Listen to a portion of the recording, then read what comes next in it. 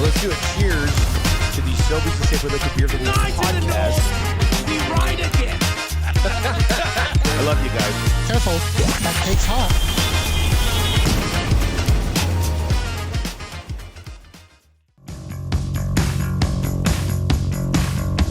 Here she come now, say moaning, moaning. Tradition unlike any other.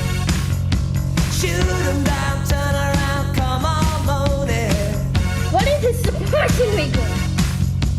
Hey, she give me love and I feel alright now. No. Master wants the precious for himself. Turn and feel alright, and I feel alright. I say yeah.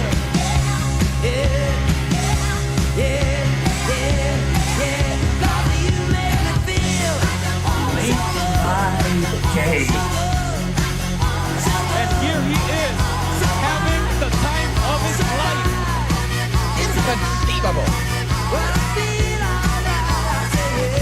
Yeah, I'm thinking on back. I swear I've seen a lot of stuff in my life, but that was awesome.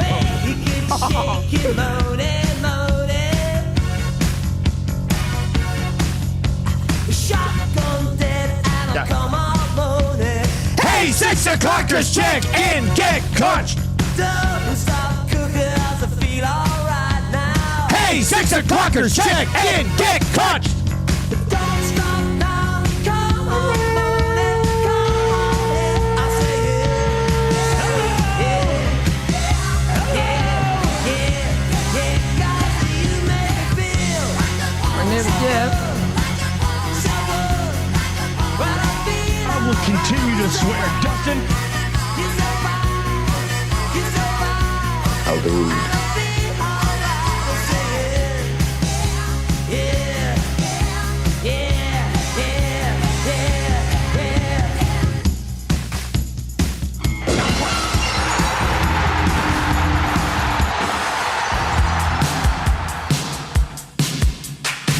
Very impressive. Taken a few years to put all this together.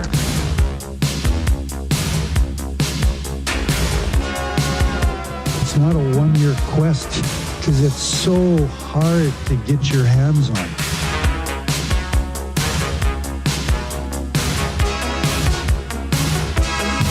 At this stage of my life, I don't invest in green bananas. It's a lifetime quest. Just not sure if I'm going to be around long enough to see them ripen to be yellow.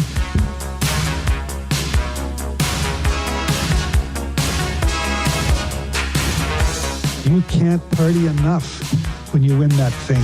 It's a party machine. Party machine. Girl, I can't understand it. Why you wanna hurt me? That's why it's the Stanley Cup. After all of the things I've done for you. It's hard. It's hard. I buy you champagne and roses, put diamonds on your finger. Still you hang out all night. What am I to do? My girl wants to party all the time, party all the time. Daddy.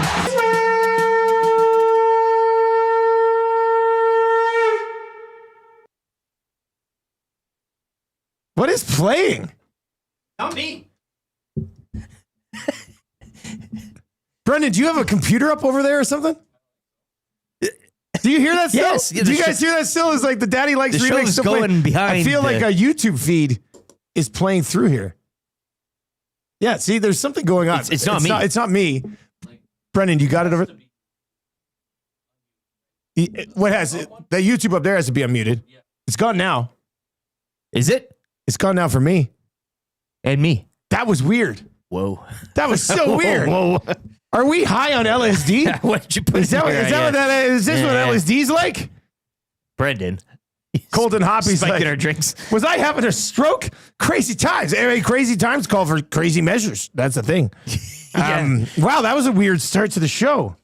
RCN says, I don't hear anything but you guys talking. Well, you're like, I hear. It was the echo of 5 seconds. Like, I party all the time, but now it's gone. So I don't know. Anyway, we're off and running. Strummy says it's spa music. Maybe Victor's just listening downstairs really loud. That could be the case. I don't mind that. Wouldn't put it past them. The Nielsen Show's live on a Friday, so hammer the thumbs up for us. It's Friday. It's game day. Tales of the North coming up. That should be good. I'm totally rattled right now because they're laying out the show for today. So let me just quickly lay out the show for you. As always, the Nielsen Show is brought to you by South Ford Chevrolet. Drive a little, save a lot. Save right now up to $8,000 on 2025 Silverado 1500s. No big deal. Drive a little, save a lot at South Ford Chev, www.southfordchev.com. So we're going to get your morning announcements. We got Tales of the North and Cracks and Packs for Wayne's. I've got Upper Deck, Golf, Young Guns, Masters. Let's go after it. I'm looking for my Akshay Bhatia Young Gun. Okay. I mean, that would be sweet.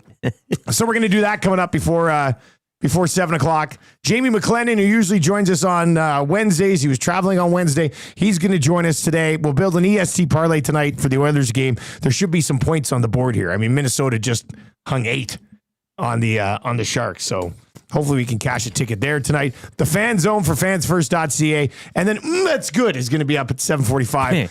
We'll come back around to that quickly. Kind of easy More trivia. like, that's great today. 3 questions too many. Orange and Blue Breakfast, Sobeys Safeway Liquor Beer of the Week, Marmot, and the Wrap.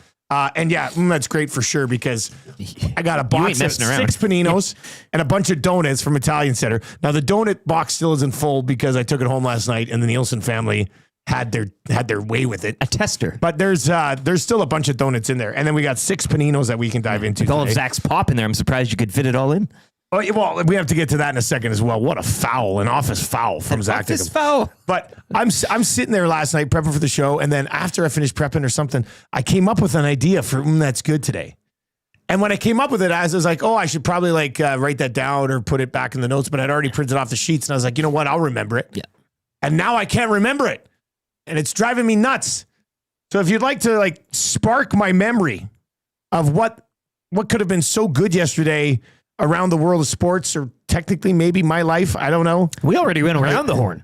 I mean, Yeah, I even we went get as it. far as Europa League on you, and you still wouldn't budge. I can't believe it wasn't Europa League. Can you imagine if I was like, yes, that is it. It is Europa League. Conference League.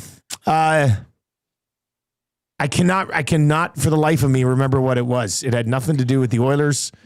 I don't think. You can't even give it a hint, can you? No, you that's don't the even problem. know what realm it is. I think people would automatically be like, oh, Dusty, it's something to do with LeBron, isn't it? But it wasn't. They didn't even play last night. No. Yeah. So it doesn't have anything to do with the association even. I ruling that out cannot today, yeah. remember. I could not remember what it was. And it's driving me nuts.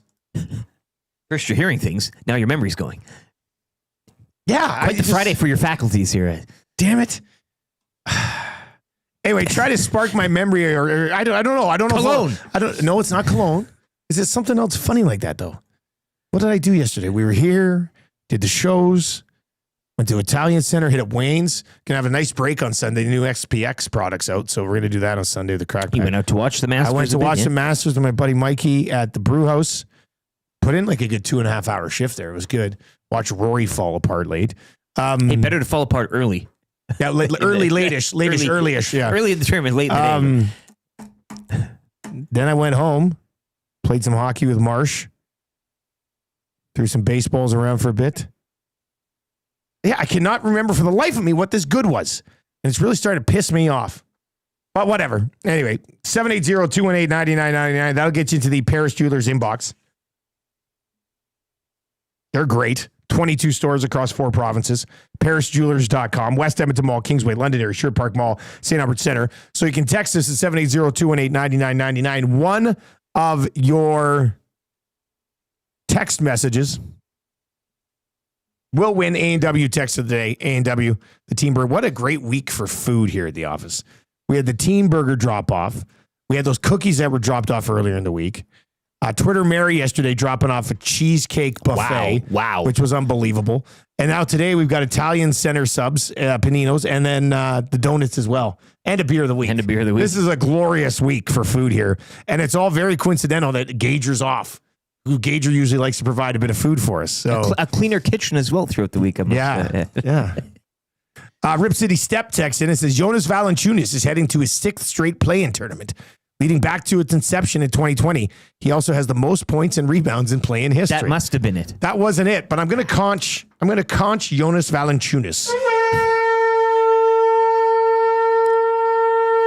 Tommy Rubella with a poem for Clinchmas. So we'll get to that for sure as we work our way through the 6 o'clock hour. See, Dave the Welder says, I thought my CD was skipping when at the beginning of the show. Well, as long as other people, I thought, again, you and I or Brenda did something to our drinks. Troll says, more tales from the gym locker room, maybe? I wish. No, it was not that. Dave the Welder says, LeBron Barbie doll being released. People are talking about Jose Luis Ballester, who pissed in a creek at Augusta. We'll get to that. That wasn't, I don't think, maybe that was it. Wonder if Murray was around the... Was that it? It just seems like, why happened. would I make that the good, you know? We do have to talk about that guy, though. With the upside down Sun Devils hat, and they already hated him at the Masters. Like, people watching the Masters were already like, oh my God, this guy's wearing an upside down hat, which Eric and I were like, is this a gang sign? Like, what's going on here? And then he goes and pisses in Ray's Creek, which is just unbelievable. So we'll get into that a little bit. But I did. You know who I had a soak with yesterday at the gym? You tell me, yeah. DJ Petrin. It was Petrin. It was DJ Petrin. It was confirmed because when I started... DJ. You said it was a DJ. Yeah. And I came back and did I not tell you? I said, I wonder if it was DJ Petrin. So I'm sitting in the hot tub yesterday at the gym between shows, and another guy slides in there and kind of sat there for a little bit, and then he goes, do you wear those new EST socks to the gym? And I was like... Are they in the tub with First, us? I was just like, wait a second. And then I was like, this guy must listen to the show.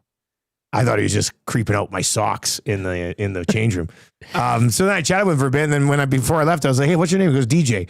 And I didn't, like, when I turned around to walk away, I was like, oh, I wonder if that was DJ Petrin. Then we come back here, and I was like, yeah, the DJ guy in the hot tub with me at the gym. He's a listener. Petrin. I said, it's got to be DJ Petrin. And then he popped into the chat on Lock Shop. And was like, hey, Dusty, good soak. Yeah. I was like, yeah, it was a nice soak.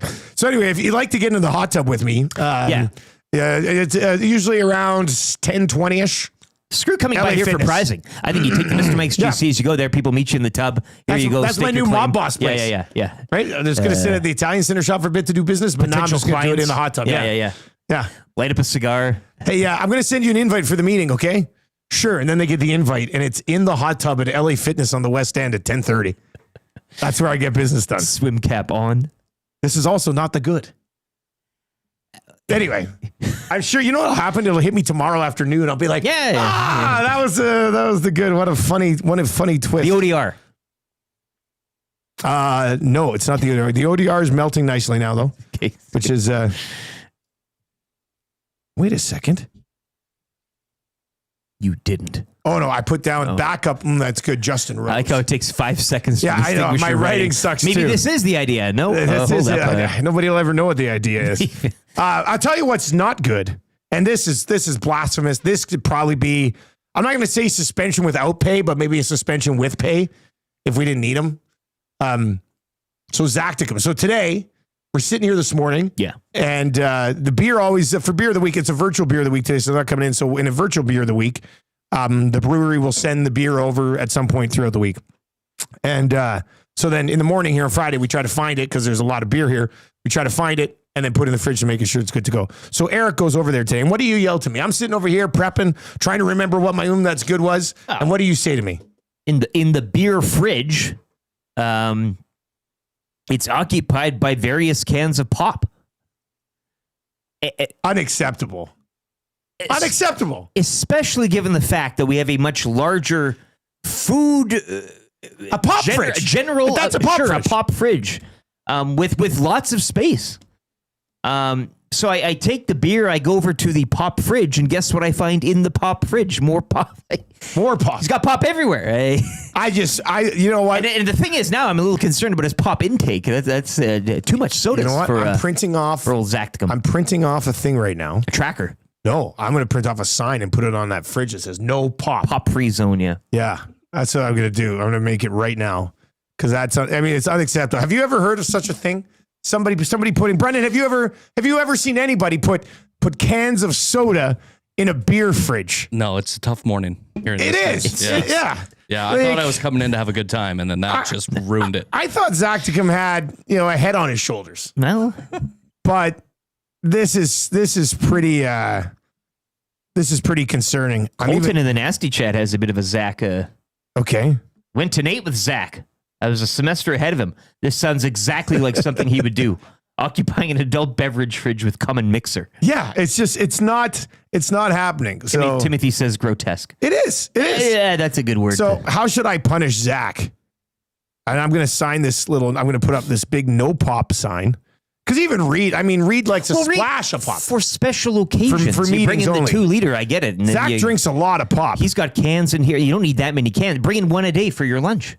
Yeah, that's all you need. There's no sense in it. Like, why do you have... Yeah. It was a 6-can day at the office. Are you kidding me? Just to make this official, I'm going to put EST CEO Dustin Nielsen. Like, just so Zach's like, who put this up there? Throw HR I Daddy. did, Zach. Throw HR Now what are you Daddy going to say on there, about it? HR Daddy. Yeah, I'll It is say, an HR what should I say? Approved by HR Daddy? Yeah. This message. Adds to the officialness of this message approved by HR Daddy.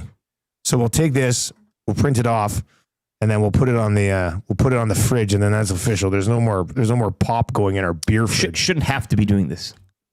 Well, it's a common sense thing. Yeah. You know what I think this is? I think this is a generation that just doesn't get it. Right? Like Zach comes from a different generation where they're like, oh, I'll put my pop in the fridge. Get out of here. You shouldn't be drinking any more of that pop, though. Yeah, the pop's unhealthy for you. Come on. I mean, go put your pop over in the fridge with the paninos, the donuts, and the cheesecake. Okay? It does not go where the beer is. That's unacceptable. 780-218. Unfortunate son over in the chat says, Zach never had a head on his shoulders. Didn't he show up to work in a Golden Knights hat and got ripped once? Yeah, that wasn't during the playoffs, was it? It was a while ago. He hasn't done it since. So he obviously can take a message. He wore all blue the other day when they were playing the Sharks. What are we going to do with this guy? Dave the Welder says, and Zach drives home after that many pops? Like, how many pops is this dude having in a day? Because you say they're different flavors. Well, they're like, he's got that, and they're not like diet. Like he's got like the heavy cream soda, the Pepsi cream soda. Like you don't.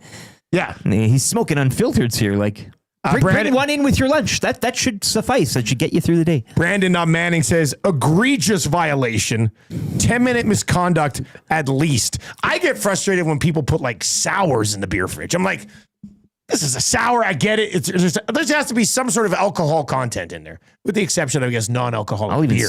say the waters. I mean, again, that fridge. That's what that's for. There used to be waters in there, but no, they can't. No, it's a beer fridge. It's a beer fridge, man. That's it. Andrea from Calgary says, to be fair, my kids like that we keep some pop in the beer fridge so they can feel a part of it too.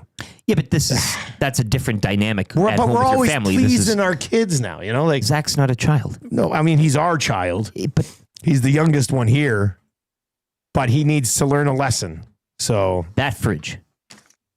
This is going to be the Bizarro flip where he has to work without pay as opposed to, being suspended without pay. He has to work without pay. 780, like Brent P says, what about the daily chocolate milk? Right? Trev would know that if he brought his chocolate milk in here every day, it would be in the other fridge, the grocery fridge, not the beer fridge. Anyway, not the end of the world. Dump them all down but the kind drain. of the end of the world. Pop them all and make them watch you. As you pour one out, you know what? One by one. Yeah, you know what? We should put a big bowl right here, and I'm just emptying pops into it all morning. Throughout the show. Hey Zach, you want your pop? It's right here. All right, 780-218-9999, 780-218-9999. We're coming at you from the Popeyes Louisiana Kitchen studio this morning. The Oilers do have a chance to clinch. Rubella 2.0 has sent in a poem about it. Let's get to this. I can't tell you if it rhymes properly or anything, but we'll go into it anyway. It's the morning of Clinchmas, and all through the house, not a single person was quiet because we're all bleeping psyched. The Oilers are playing the Sharks of the AHL, and the Flames have the Red Hot Wild. I want to proclaim loud and proud, especially to the one guy that thinks the Flames still have a chance. Merry Clinchmas. This doesn't rhyme at all. This is a random grouping. This is just a couple. I mean, if you're going to start a paragraph with "It's the morning of Clinchmas and all through the house," the rest of that thing has to rhyme. I mean, this is not a spoken Maybe word. Maybe it does show later. Maybe you kind of go. No, it doesn't. The last word of the thing rhymes. I don't think. I don't think there are two words in here that actually do rhyme with each other. He's no Atif. No, he's definitely not a thief, which I guess we'll just quickly make that official. You'll never believe what was sent to Eric and I this morning on our personal phones. Oh, and he's back in the net, on cue, back in the net. Oh, is he? Okay, here. Let's see. Oh, come on. Oh, yeah. Well, I'm back with EST. I can't wait to be back with EST. I never wanted to leave EST, but YTT did not come say hi to me at the hockey game. He rhymes better If than he Tommy did, Rubella. I would have never have left. I was a free agent for a couple of weeks. No one offered me an offer sheet. Let's just stop there. I was a free agent for a couple of weeks. No one offered me an offer sheet, so Wheels, I'm back. clean it up in the nasty chat too. I know. I know you got voice to text, but I mean, what is that? Wheels, man, you got to get things sorted out, man. You got to get things sorted out. Time out. Dave the Welder says, it sounds like a thief wrote Tommy Rubella's poem. But like I said, the thief's rhyming better. Maybe Tommy Rubella's poem was supposed to be, what's the slam poetry? Yeah, Nacho Man says slam poetry. Yeah, let me try. Read it like It's the morning of Clinchmas, and all through the house, not a single person was quiet, because we're all bleeping psyched. Is that actually that? You know that what? delivery sounds. It hits better. Yeah, it does. It hits better. Rubella, if you're going to send in slam poetry, just let us know. We'll get the stool out. Yeah. God, I like a boot skill from the chat after playing the teams. I can't say I missed this. Join the club. Atif won't. All right, we're 40 away from changing. It is Clinchmas. I mean, the Edmonton Oilers. With 3 games left in the regular season. Man, these guys know how to take care of business. Am I right? Leaving it till it's good. It kind of keeps you in. Yeah. Oh yeah, everybody's Why would you want to seal it up so far ahead of time? You got. Well, I mean, if let's say they clinched 3 weeks ago, who would have cared about the rest of the regular season? Reed would have nothing to talk about, given the Flames are still. Oh, he was still. It looked like yesterday Reed did 2 guys yesterday with me, and I think he finally conceded that they're going to go to the playoffs. Okay. Yeah. Last night in the NHL, the Capitals got by the Hurricanes 5-4. That one went to a shootout. The Rangers, whose season is over. And I didn't think they put anything into this game. Hang 9 on the Islanders. The big game last night was the Jets and the Stars. And Winnipeg rolls into Dallas and shuts them out 4-0. Statement, eh? Message sent. Hellebuck your heart. That one might do it. According to Greg Wyshynski, though, Leon Draisaitl, 40% of the first place votes. He's still welcome on the show. Yeah, he can stick around for a little bit. The Avs did lose to the Canucks at home 4-1. Vegas got by the Kraken, and the Kings hung 6 on the Ducks. Eric will have all those sports updates for you as we work our way through the show today. Association last night, the big game was the Timberwolves and the Grizz.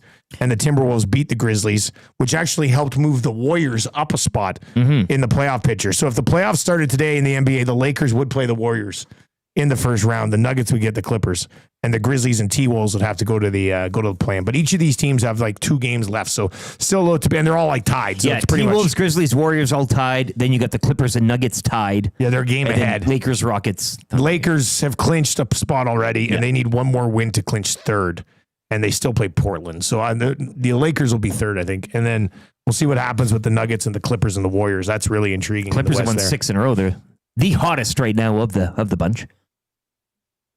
Yeah, they've been absolutely rolling right now. And then the Blue Jays lost, and the umpiring was horrible. Yeah, I believe hot takes with Joaquin Gage. Yeah, it was nice. Man, I can't believe Trev won yesterday on Hot Takes. Trev isn't here this morning, so I'm gonna. Oh, I was very. He's also not here next week, which means you and I will go 1-on-1, and I'm not coming after you so much as I'll be coming after the judge. The judge. Yeah. Wow. Well, it's enough. I mean, does he listen? I was very surprised. Not saying I should have won, but I thought he was going to say the mitt staying right where it was. Sure. I thought I was taking it home for nothing against Trev. I thought it was me or you. And then he gives it to Trev. I think it was Gager giving Trev a pity thing because he needs to move into a new place. I'll just make that claim right now. Pity takes?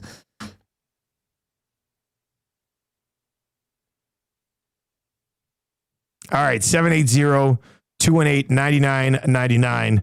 Troll says that wasn't as good as Cass's haiku the other day either. So yesterday on Two Guys, Cass drops a haiku right in front of Reed Wilkins, if you can believe it, who's a big poetry guy. Oh. And then Cass goes, I have another poem too, but it's longer and we probably don't have time for it. But then I said, well, text it to me. And he texted it to me. And look at this piece of work that Cass put together. Okay. The Edmonton Oilers, a team in despair. Injury woes have stripped them bare. McDavid sidelined, Draisaitl too. Fans left wondering, what can we do? Matthias Ekholm, a rock on D, now watches games on his TV.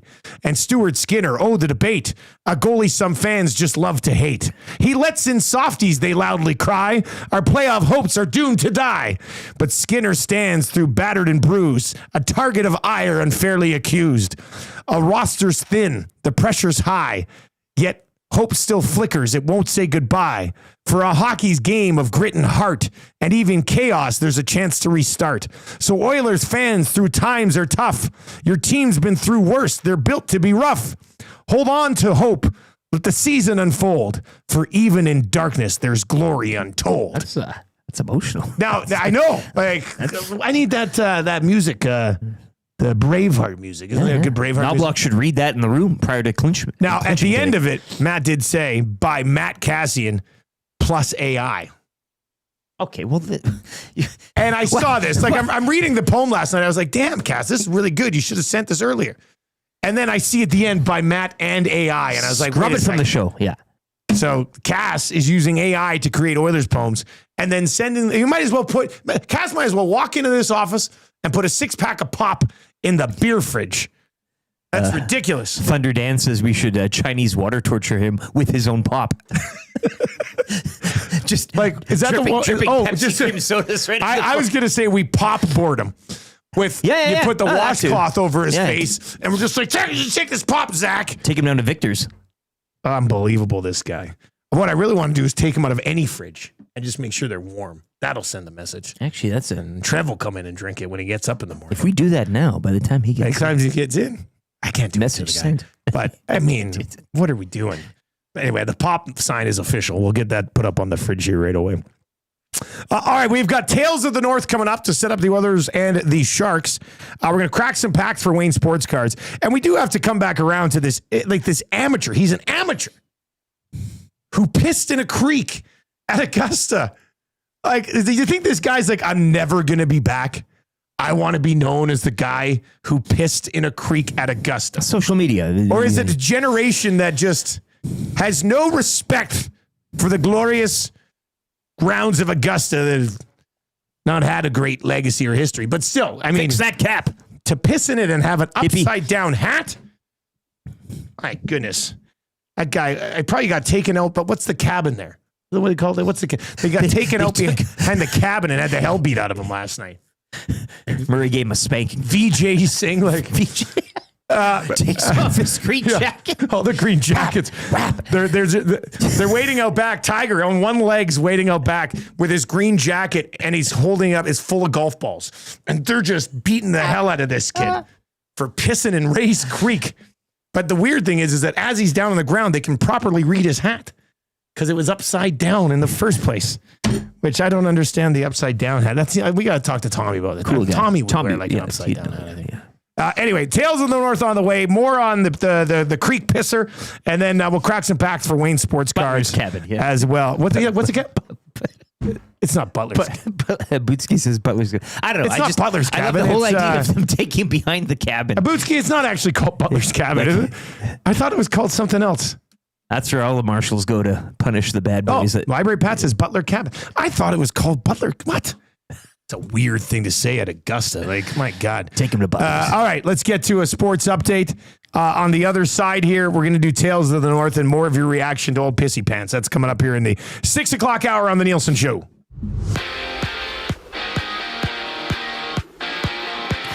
NHL action from last night saw the Kings cruise past the Ducks 6-1. LA now 4 points up on the Oilers for second in the division. Vegas holding off Seattle 2-1. Golden Knights with a 6-point cushion atop the Pacific. Over to the Central where the Jets blanked the Stars 4-0. Kyle Connor 2 goals and the Canucks. They topped the Avs 4-1. Colorado cementing that third spot finish in the Central. Stuart Skinner will dress for the first time since March 26th, while Cam Dineen has been called up from Bakersfield. As the Oilers host the Sharks tonight, it'll be one of 5 games around the NHL. The GCL Diesel pre- and post-game shows with Tom Gazzola come your way at 6:30 here on EST. Justin Rose matching a personal best at Augusta with a 7-under 65 as he has a 3-shot lead to start the day at the Masters. Canada's Corey Connors, he found himself in a 3-way tie for second as he had an opening round 4-under 68. I remembered. Was it Connors? No, more. It's 7:45, but I remember. 7:45? Yeah.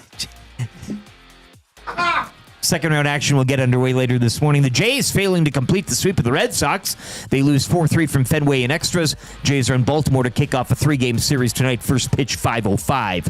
Timberwolves over the Grizzlies 141-125. With the win, Minnesota pull even with Memphis in the West. The Lakers host the Rockets tonight in one of 14 games around the NBA.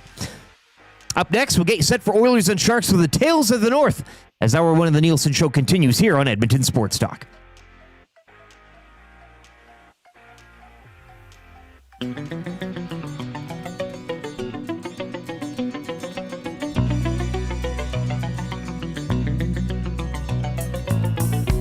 I am a Zach High man with the Leafs I used to ride, with Austin Matthews by my side.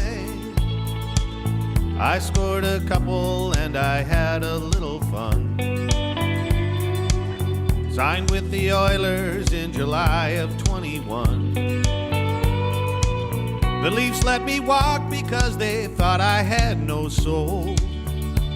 Now I'm over 50 goals. I am the dangler from way across the other side, where Beamers and Audis are supplied. Third overall in the draft 2014.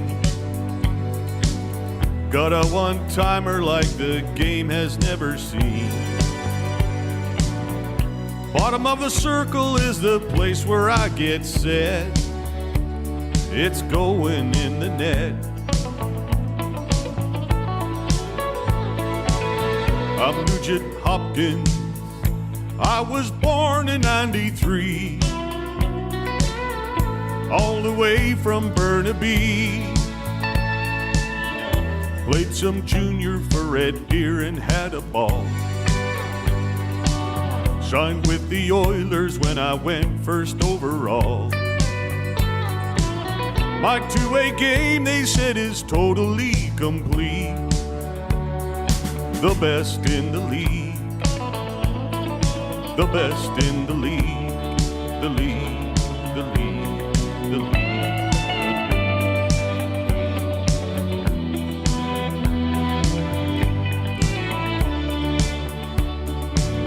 I'm Connor McDavid. I'm sure you've all seen my work. I'm not from this planet Earth. I'm deadly serious when I'm telling you what's up. My soul, it will not rest until we hoist the cup. Do what it takes through all the struggle and the pain, till just the oil remains. And we're gonna win again and again and again and again and again and again.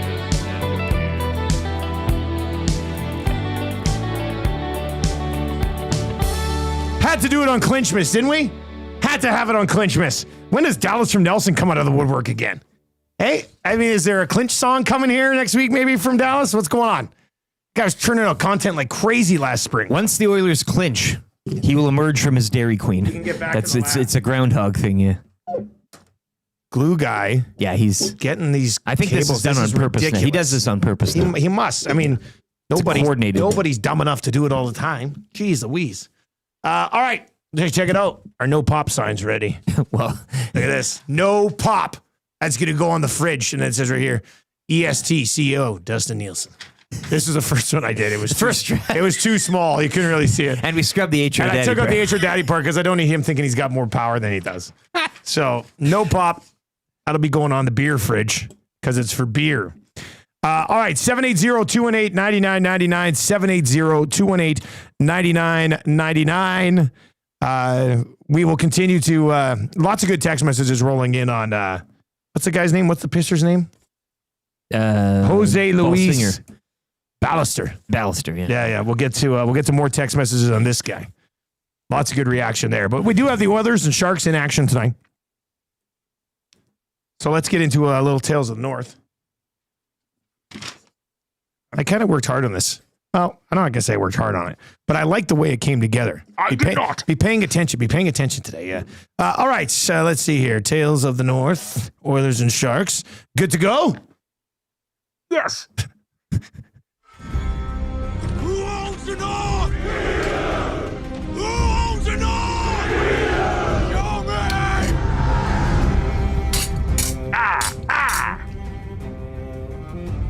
Here lies the body of Mary McGee, died at the age of 103.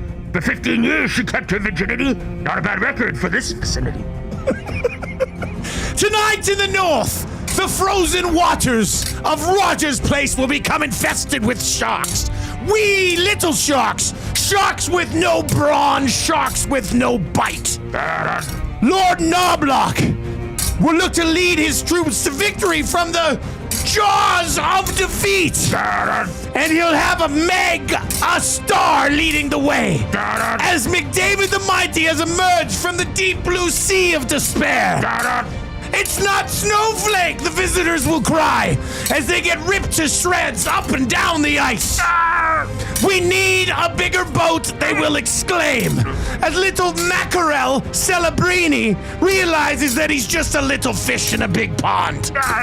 Here, fishy, fishy, fishy, we have a surprise for you as Draisaitl prepares to drop the hammer on their head. These are the tales of the North, and may they be heard far and wide across this great land. Farewell and adieu to you fair Spanish ladies. Farewell and adieu, you ladies of Spain. Oh, man, I know it's just a Sharks game, but that was awesome. I love Sharks games. That was good. Especially the home games. You gotta love those ones, eh? Yeah. Habs home games, Sharks home games. Like there's a few. Home games, there's a few that. Woo! That doesn't get you fired up tonight. Nothing will. 780-218-9999, 780-218-9999. If you're watching over on YouTube, we're 16 likes away from smashing through 100. Should be easy peasy.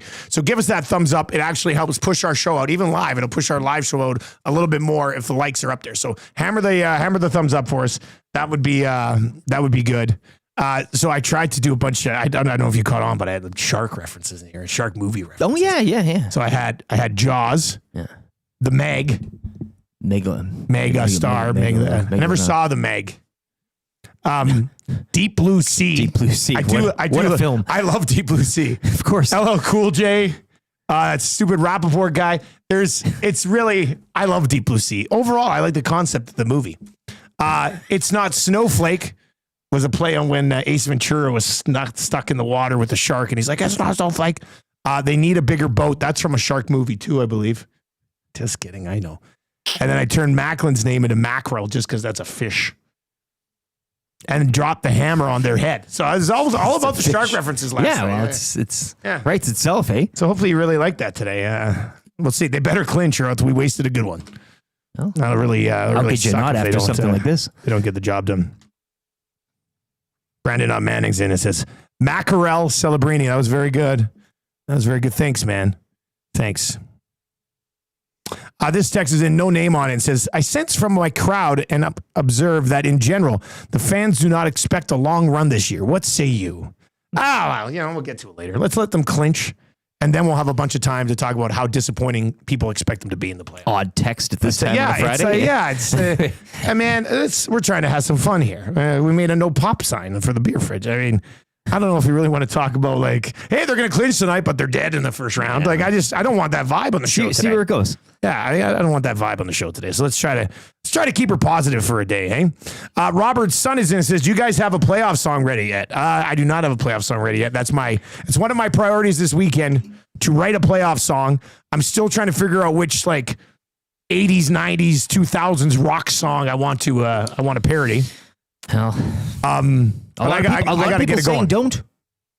What?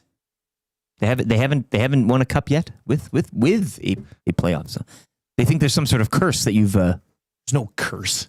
Hexed. God, what do you want? You know what's next? Somebody's going to go and they're going to piss on Rogers Place ice, just like the disrespectful Balester or whatever the hell his name is. Balester. Whatever that guy's name was yesterday. To the butler. Yeah. To behind Butler's cabin with you, good sir. All right, 780-218-9999. Really? No playoff song? I mean, we do have the one that Zach put together already. Just because I'm... Play the bomb. It's nothing against the work or anything. I just... Some people say we should maybe take it in a different direction. Maybe well, that's a major buzzkill. Well, okay, fair enough. I'm just relating a certain segment of the crowd here. Rush the Beer League goalie says, guys, I was thinking they should have been dropping an anchor on his head, but I did not catch the hammerhead reference. Dusty remains undefeated. Thank you, Rush, the Beer League goalie. Chris Sadoway says, thanks for the explanations. I had no idea. Jeremy the Surveyor says, need a bigger boat is from a shark movie? Jeez, Dusty, that's Jaws. Go, I know, man. I was playing with you. I was messing with you. Of course I know it's from that. It's one of the most famous lines, isn't it? Some people. It's early, though. It's early for everybody. It's an early It's early day, for everybody. All right, so 780-218-9999. Bill also has a contra request here before you get going. Okay, give it to me. Good morning, kind gentlemen. Might I please get a contra for my little girl getting married today? On a game day?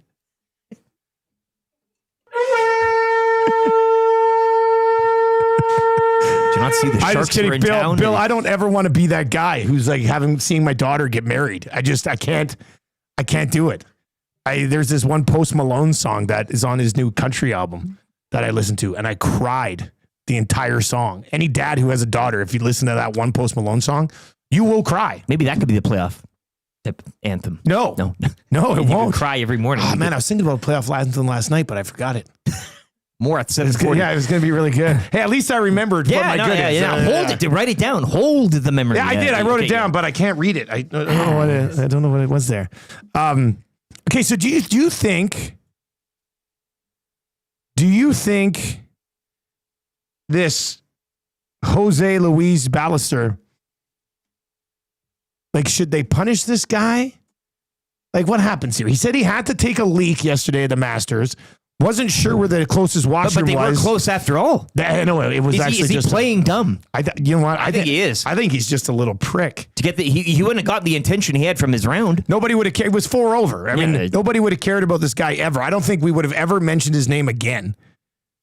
Well, maybe down the road at some point. But like, does he do this because he's an ass and he's looking for the spotlight?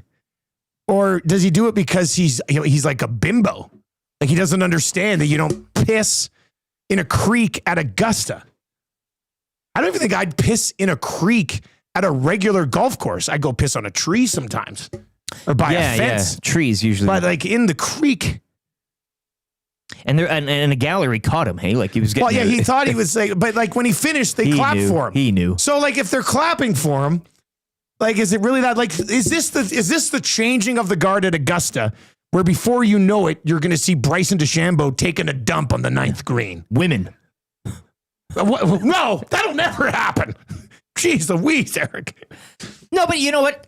If he was clean shaven, had a haircut you could set your watch to, and a cap that read Sun Devils properly, maybe he would have a case. You can't. Like, can you trust this guy? Maybe too. You said maybe he is just a bimbo. I think he might. He's either a prick or he's an idiot. It's one or the other. Like, if you watch his post game, he's like, "Yeah, I do it again." It's not an earnest thing. This just in, dude. You might not get the chance to do it again. Like, can you imagine if he goes today and pisses again? And he's probably not going to be around for the weekend, I wouldn't think. Taking in number 2 in Rays Creek. Ballister doubles down, takes dump in Rays Creek. I don't know, man. It's the Masters. You hold it. You hold it. I wish it was Vern Lundquist on the call. Hey, He's on man. Bill texts back in. He says, "I know, Dusty. That is the song she wants for our daddy-daughter dance tonight." Oh my God, Bill. That's good. Bill, I can't imagine. I'm going to cry right now. I'm getting sad thinking about it, man. Like, no way. That was, oh God, that song. It's just a killer. And now Bill's going to have to, oh my God. I'm going to be such a mess at both of my kids' weddings. Because like at that point, Marshall, I don't know when he gets married. He'll still be living at home with me. And it's going to be like, damn it, man.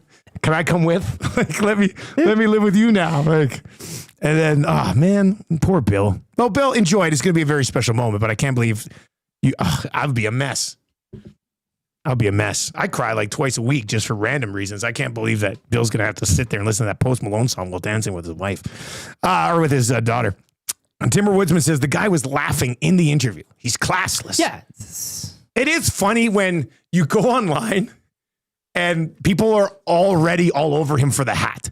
Like, even just having the upside down Sun Devils hat would have been enough for him to be questioned after the round. At Augusta, of all places. Yeah. You can't be rolling in there with a... But then the guy with the upside down hat takes a piss in Rays Creek, and you're just like, man, this guy is... Yeah. Who would have thought he would be the one to do it? He was asked after in his post-round interview, they're like, are you expecting any sort of backlash from this? And he goes, oh, no, I wasn't embarrassed by it. Like...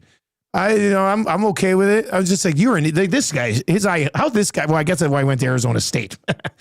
I don't think that's that smart. Of any other college too. Yeah. It's a party school. That's a signal. That's a sign. It's a bat.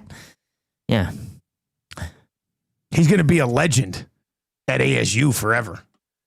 But yeah, that's you're in trouble, Jose. Yeah, get it? You're in trouble. I don't get that one. You're in trouble. Oh, yeah, that's funny. He peed. Good work, man. All right, 780-218-9999. Fergie's Prostate says, or just come to the Nasty Bash with a full bladder and let it rip. X-Ray J did piss his pants. Yeah. But it's not like he went out on the...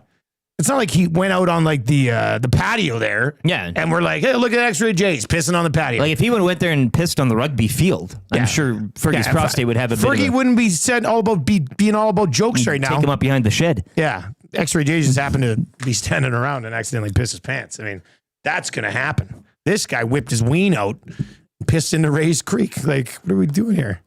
Anyway, I'm sure Huss will have some amazing takes on it on the Lock Shop today. Which should be and good. Probably odds of like a future, like again, a bowel movement today. What is that? 5-2. Like, what's his next act going to be? Like, does he? I've brings a burger on the course with him. I'm 12-1 on Ballister today, carrying a 2-6 in his bag. Sure, yeah. He gets a birdie and he's gonna do shots. Changing 100. Oh, that's nice. That's good. All right, let's keep hammering that thumbs up. Let's crack some packs for Wayne's sports cards. Another story that might make you cry from National Hockey Card Day. Well, what a morning we're having here, eh?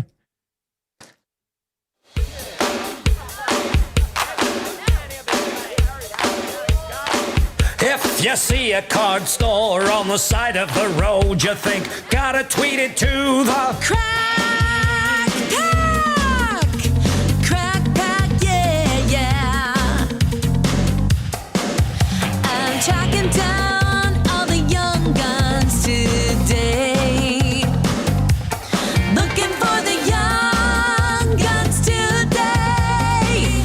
Looking for the young guns today. I got me a card, it's a heck of a pull, and we're tweeting it out to the crack pack.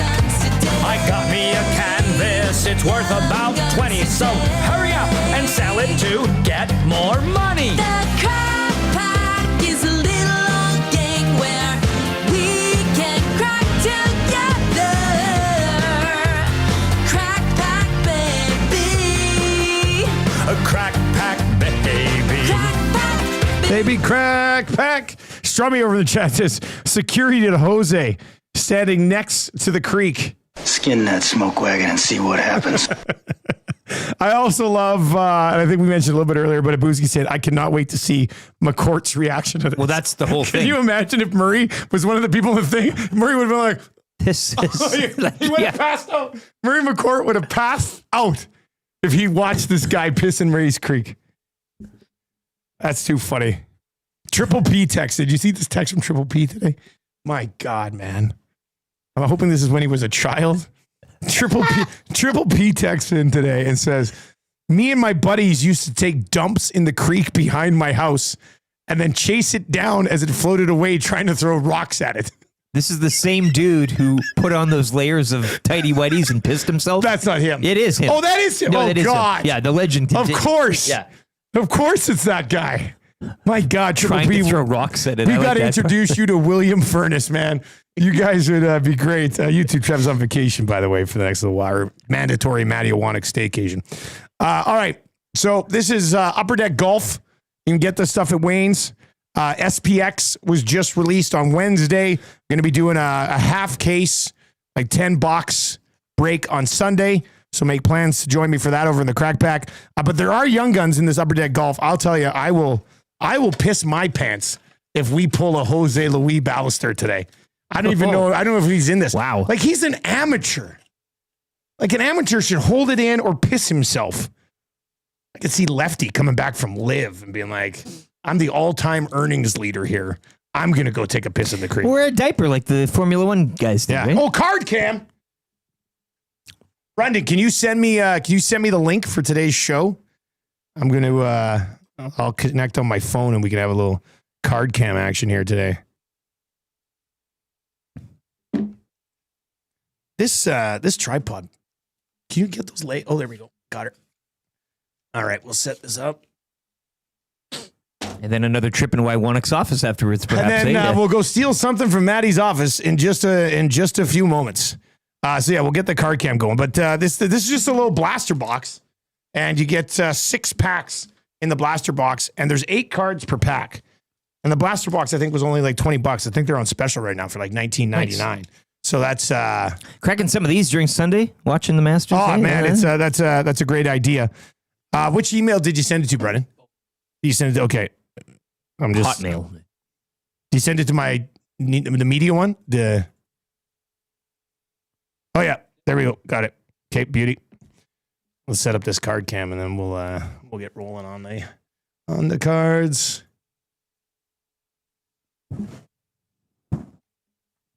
All right, there we go. So Brendan, you can just like throw it over the top, like what I just connected, like load the video in like we would with the guest, and then throw that up. There you go, Brendan. You got it. Does this guy know what he's doing or what? I love it. On Perfect. fire. All right. Is there an echo here? A bit. Turn the audio off on the card cam. All right. Okay, let's do it. Here you go, Rick. 2 for you. Brendan? 2 for you. Caught one of them. That was good. All right. Yeah, Belineski, we got a card cam. So we are looking for young guns here. Heath. Wait, John Daly. Oh, wow. Look at that John Daly card. Look at he's thinnish. Yeah, I mean, He that's doesn't look like a mess yet. That's kind of nice. Honor roll, Dylan Fratelli, Stacey Lewis, Justin Thomas, Tiger Woods. I got your Thigala. Did you get Sahith? Sahith. I got Bernard Longer, too, my man. Hey, he was playing yesterday. Yeah. Siwoo Kim. A Colin Morikawa Dazzler. Oh, that's nice. That's not bad. Swafford, Corey Connors, Morikawa. Oh. Generation Next, Preston Summerhays. Brooke Henderson. That's nice. She's Canadian. Cooch. The Cooch. There you go. Card cam Cooch. Cooch. Beautiful. Billy Horschel. Billy Ho, a TGL superstar. TGL superstar there. It's a Victor Perez right there. All right, you got no. But Brendan, you get anybody of significance over there? Got Justin Thomas. Yeah, not bad. He was young Matt Fitzpatrick. Tiger Woods. Tiger Woods, nice. There we go. Any young guns? There's got to be a young gun out there somewhere, boys. Brendan, you must have a young gun in one of your packs. Nick Taylor. Yes. Taylor Moore. That's your young gun? Young gun. Brendan pulls the young gun. Classic young gun. What a glorious day. Yeah. Classic young gun, Brendan. That's terrific. These are nice cards. Yeah. You know what? Something different. It is different. Like these are, if you're a fan of golf, this little upper deck set would be a fun one for you to collect with your kids. I can't believe I ripped a Brooke Henderson. Yeah, you're going to like that. The Morikawa Dazzler, though, eh? What's that? Morikawa? That's the Dazzler. That's nice. Slide it over there. There we go. Look at that. Really nice. All right, there you go. You can kill card cam. So yesterday I'm at Wayne's. Thank you, Wayne. Thank you, Wayne. He was talking. You were set up outside for National Hockey Card Day. That was great. Oh man, what a hoot! It looked like a good time. Yeah. Chase was there. Chase was in the house. They set records for everything. Like people coming through the doors. It was a very successful National Hockey Card Day at Wayne Sports Cards, which was fun. But he said there was a kid who came in last year for the first time. It was like 7-8 years old and couldn't stop talking about the great time that he had at Wayne's. And they'd been back in a little bit. And this year, the kid brought Wayne a gift. He's like, well, Wayne's always giving everybody things. So Wayne's like, I almost cried on National Hockey Card Day. I said, I'm almost crying right now as you tell me this story. It's a good thing Post Malone didn't come on over the... Somebody walks into Wayne's yesterday. I'm sitting there with Wayne and we're just like holding each other's hands, crying because a kid is into the game. Like he's into the card game now. This is important to him. God, that's nice to see, isn't it? But yeah, very successful National Hockey Card Day at Wayne's. How long did you end up waiting in line? Like how far? Because they were 350 people deep when it opened. I just missed the 150 mark where they're going out and handing out. Okay, so it's yeah. like maybe 160. So I got there at 10 to 9. Okay. And I think doors opened around 10:30, 10:45. Yeah. And then it took me like another. But you had a kind of lawn hour to chair, get like to- you were set Oh, up. yeah. That's a smart move. A couple tins. Yeah, smart move. Yeah. Yeah. That's a pretty good idea. First people in line last week were there at midnight. They were at midnight. They waited 10 hours for the doors. Talking to the guy next to me, you used to, you'd go to like an electronics store, New Year's and Christmas, you'd waiting in line for like movies, stuff like that. Concert tickets? Yeah, I mean, that Nobody waits in line anymore. no, but I kind of enjoyed it. You liked it. Especially when you got the chair. I mean, you can just kind of. Were you on your phone a lot? Or were you sort of just sitting there? I just sit there and stare, Yeah. You like that. sip on the tin, have a few pinches. Abram? Burglar says a conch for Brendan this morning. That's nice. All right, keep the text messages rolling in, and we'll get to a few more of those who work our way through the show. The Edmonton Oilers do have a chance.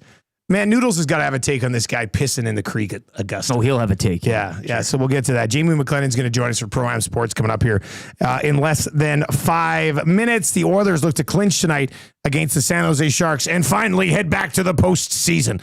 We'll discuss that with Noodles as well. And how far away is San Jose from becoming a respectable hockey team again? I wonder between them and the Ducks. If they, if they merged them, that'd be a hell of a team. The young guys on both those teams. Hot take, Carlson's the best of the group. Nothing against Celebrini, who's going to be pretty good, but I think that Leo Carlson's going to be a stud muffin. Put some respect on Will Smith's name. Fan Zone for Fans First around 7:30 today. That's a good for the Italian Center. We'll be into the paninos and the donuts. Well, and your idea, but it's more exciting now than the food. I'm happy I remembered what I wanted for my good after I totally didn't think I'd ever be able to remember again. Jamie McLennan is on the way next. We'll also get his thoughts on Zach putting his pop in our beer fridge at work. Noodles probably been in that situation maybe at some point in his life. Not that he would do it. He's not an idiot. But we'll get into that with Jamie a little bit as well and set up the Oilers and the Sharks. If you're watching over on YouTube today, hammer the thumbs up for us. It's a Friday. The Oilers have a chance to clinch. Everybody should be very happy. We are 16 away from 150 and 66 away from 200. So hammer the thumbs up for us if you're watching over on YouTube today. Sub to the channel if you haven't already as we try to make our big push to 12,000 subs, which we are pretty excited about. Noodles on the way next on the Oilers' health down the stretch. Let's get to a sports update right now with Lieutenant Eric for the fine folks at Nisku Glass, where I'm sure Big Dave is once again going around today putting gravel on all the highways. Here's the update. Game day, Stuart Skinner will dress for the first time since March 26th. Cam Dineen also called up from Bakersfield as the Oilers host the Sharks, looking to clinch a playoff spot. It'll be one of 5 games around the league tonight. The GCL Diesel pregame show and postgame show with Tom Gazzola, that gets going at 6:30 here on EST. Action from last night in the Pacific, the Kings cruising past the Ducks 6-1. LA 4 points up on the Oilers for second. Vegas, meanwhile, will hold off Seattle 2-1. Golden Knights now with a 6-point cushion atop the division. Over to the Central, where the Jets blanked the Stars 4-0, and the Canucks topping the Avalanche 4-1. Colorado cementing their finish in that third slot in the Central. Some NFL news from this morning. The Cleveland Browns and veteran quarterback Joe Flacco have reached an agreement today on a 1-year, $4 million deal worth up to $13 million with incentives. Second round from Augusta underway this morning. Justin Rose yesterday matching a personal best at the course with a 7-under-65 for a 3-shot lead to start the day. Canada's Corey Connors, he found himself in a 3-way tie for second as he opened it with a round of 4-under-68. Jays failed to complete the sweep of the Red Sox. They fall in extras 4-3 from Fenway. Toronto will visit Baltimore to kick off a 3-game series tonight. First pitch 5:05. And the Timberwolves over the Grizzlies 141-125 in the NBA. With the win, Minnesota pull even with Memphis in the West. Lakers will host the Rockets tonight in one of 14 games. If you've been thinking about new windows and doors, replacing those grimy sealed units, getting that torn-up screen repaired, or making sure your patio doors and windows are working properly, Nisku Glass is here to help. We can also get that chipped and cracked windshield changed and spruced up with a new set of wipers and water-repellent coating. Call us today to get booked for a free estimate and assessment, and remember to mention EST to receive a 10% discount on all residential, commercial, and automotive glass purchases. We won't just meet your glass needs, we'll shatter them at Nisku Glass.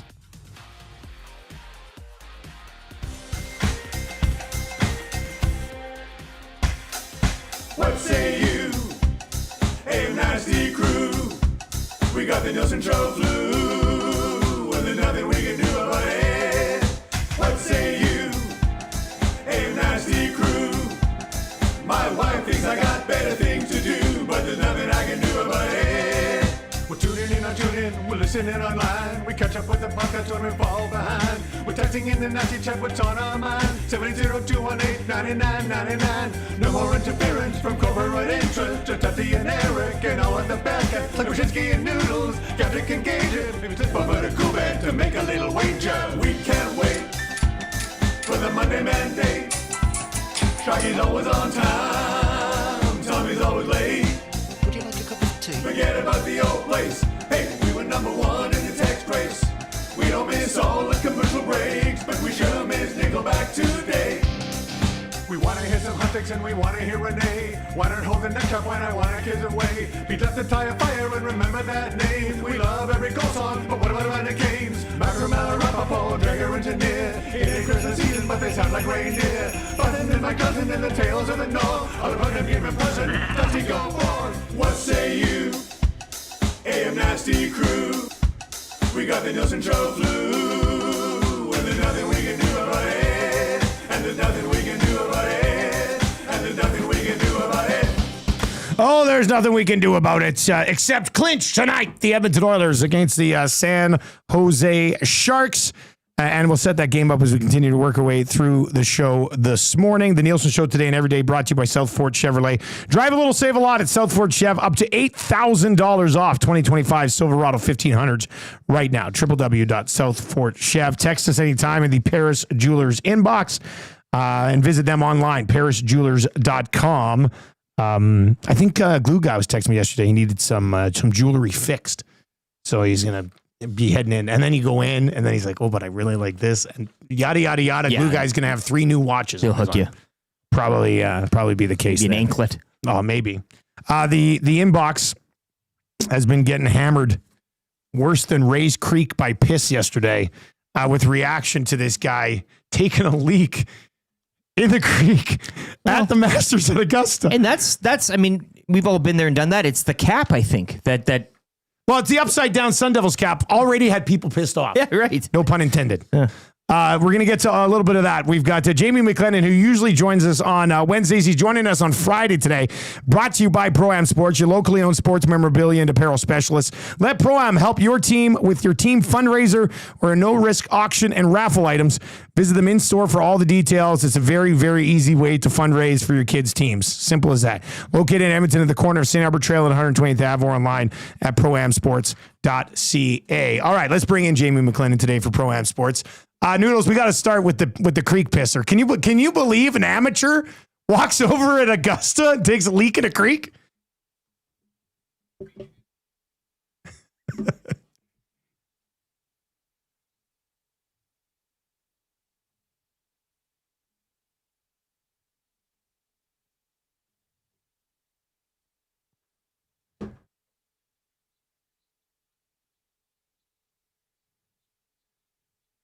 Yes.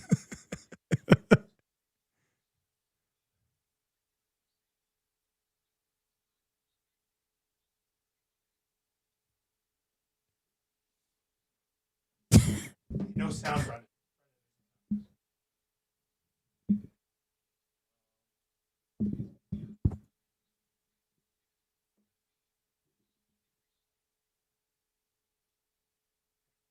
From now, it'll be that he took a dump in there. And, the story will grow. The legend will grow about him taking a leak. You know what's funny is your audio wasn't being pushed over properly. I think they first heard you when you said he'd probably take a dump in there. I think that's like, we could hear you fire, but I think you clicked through right when you said he'd probably take a dump in there. So for everybody, okay, is our audio good now or not? We're good. Yeah, the audio's good. Yeah, okay. The audio's good. So what I said is this is a legendary story that 20 years from now, people are going to be like, it wasn't just a leak. He took a dump and a shower in there. Like, who knows? Like the story will grow, but I'm glad that the audio's. I just think it's a lack of respect for the course. Like, and I'm glad that there's no camera phones. But I mean, maybe you would have wished there was camera phones. They're like this guy. There'd be video of it, and it would never ever rest. So he's going to be asked about it. He's going to be known as the guy who took a leak at the Masters. Yeah, he said yesterday. Like they asked him yesterday in his post round match. Like. He was talking about what happened, and what's really bad is that there was like a porta potty on the next hole. I mean, just hold it for a second row. But he said after, they're like, "Do you expect any sort of backlash from this?" And he was like, his answer was kind of like, "Well, I wasn't embarrassed by it, so like I'm just like, man, you just don't get it. Like this guy he's out to lunch." But okay, speaking of people that don't get it, I do want your thoughts on one of our guys putting his pop in our beer fridge here at work. Ooh, I mean, that's a tough one. I know he probably just wants to have it cool. But we have another fridge. And it's not just we have like a bigger fridge over in the kitchen. Not just one can per. He's got like a candy row of cream sodas and et cetera. What's wrong with the other fridge? Exactly. You've got a designed beer fridge, and now you've got a fridge for everything else. Put it in with everything else. What he's trying to do is cram your guys' style. I don't like that. I don't know who it is. I don't want to fire them. Let's not fire them. I made this sign today. I'm going to put on the fridge. It says no pop. And then then it'll be, maybe it's my fault for not having that up yet. And he just thought, I can put my pop in the beer fridge. But he deserves a severe reprimand. That's what it is. And you need to talk about it all day and have everybody weigh in on it. And then you make him move his pop. The beer fridge is for beer. That's it. I see it being a unanimous vote. Like everybody in the office is gonna be like, "No, this is ridiculous." Even Zach will maybe he'll come in today and be like, "I'm sorry, I should have done that. I'm better than that." All right, the Edmonton Oilers, another chance to clinch here tonight against the San Jose Sharks. McDavid was like not gonna play, and then he's like, "I'll step up for the boys," and he looked amazing in that last game. 3 points against St. Louis. I mean, he looked better than he looked for like the month before, and even heading into Four Nations. I know. And the scary part, I don't know if you guys noticed it. I thought his timing was off early on. He was flying. He was going 1,000,000 miles an hour, and he was ahead of the play the whole time in the first period, where he was waiting for a pass and they wouldn't give it to him. And he'd be at the far blue line already because I think he was just moving so fast. And, it led me to believe that his injury was fine and they let it overcook. He was probably better. He was probably good to go last week, but they let him go another week. Like that would have been my thought process. Doesn't matter if you're 100%, it's 100% plus another week.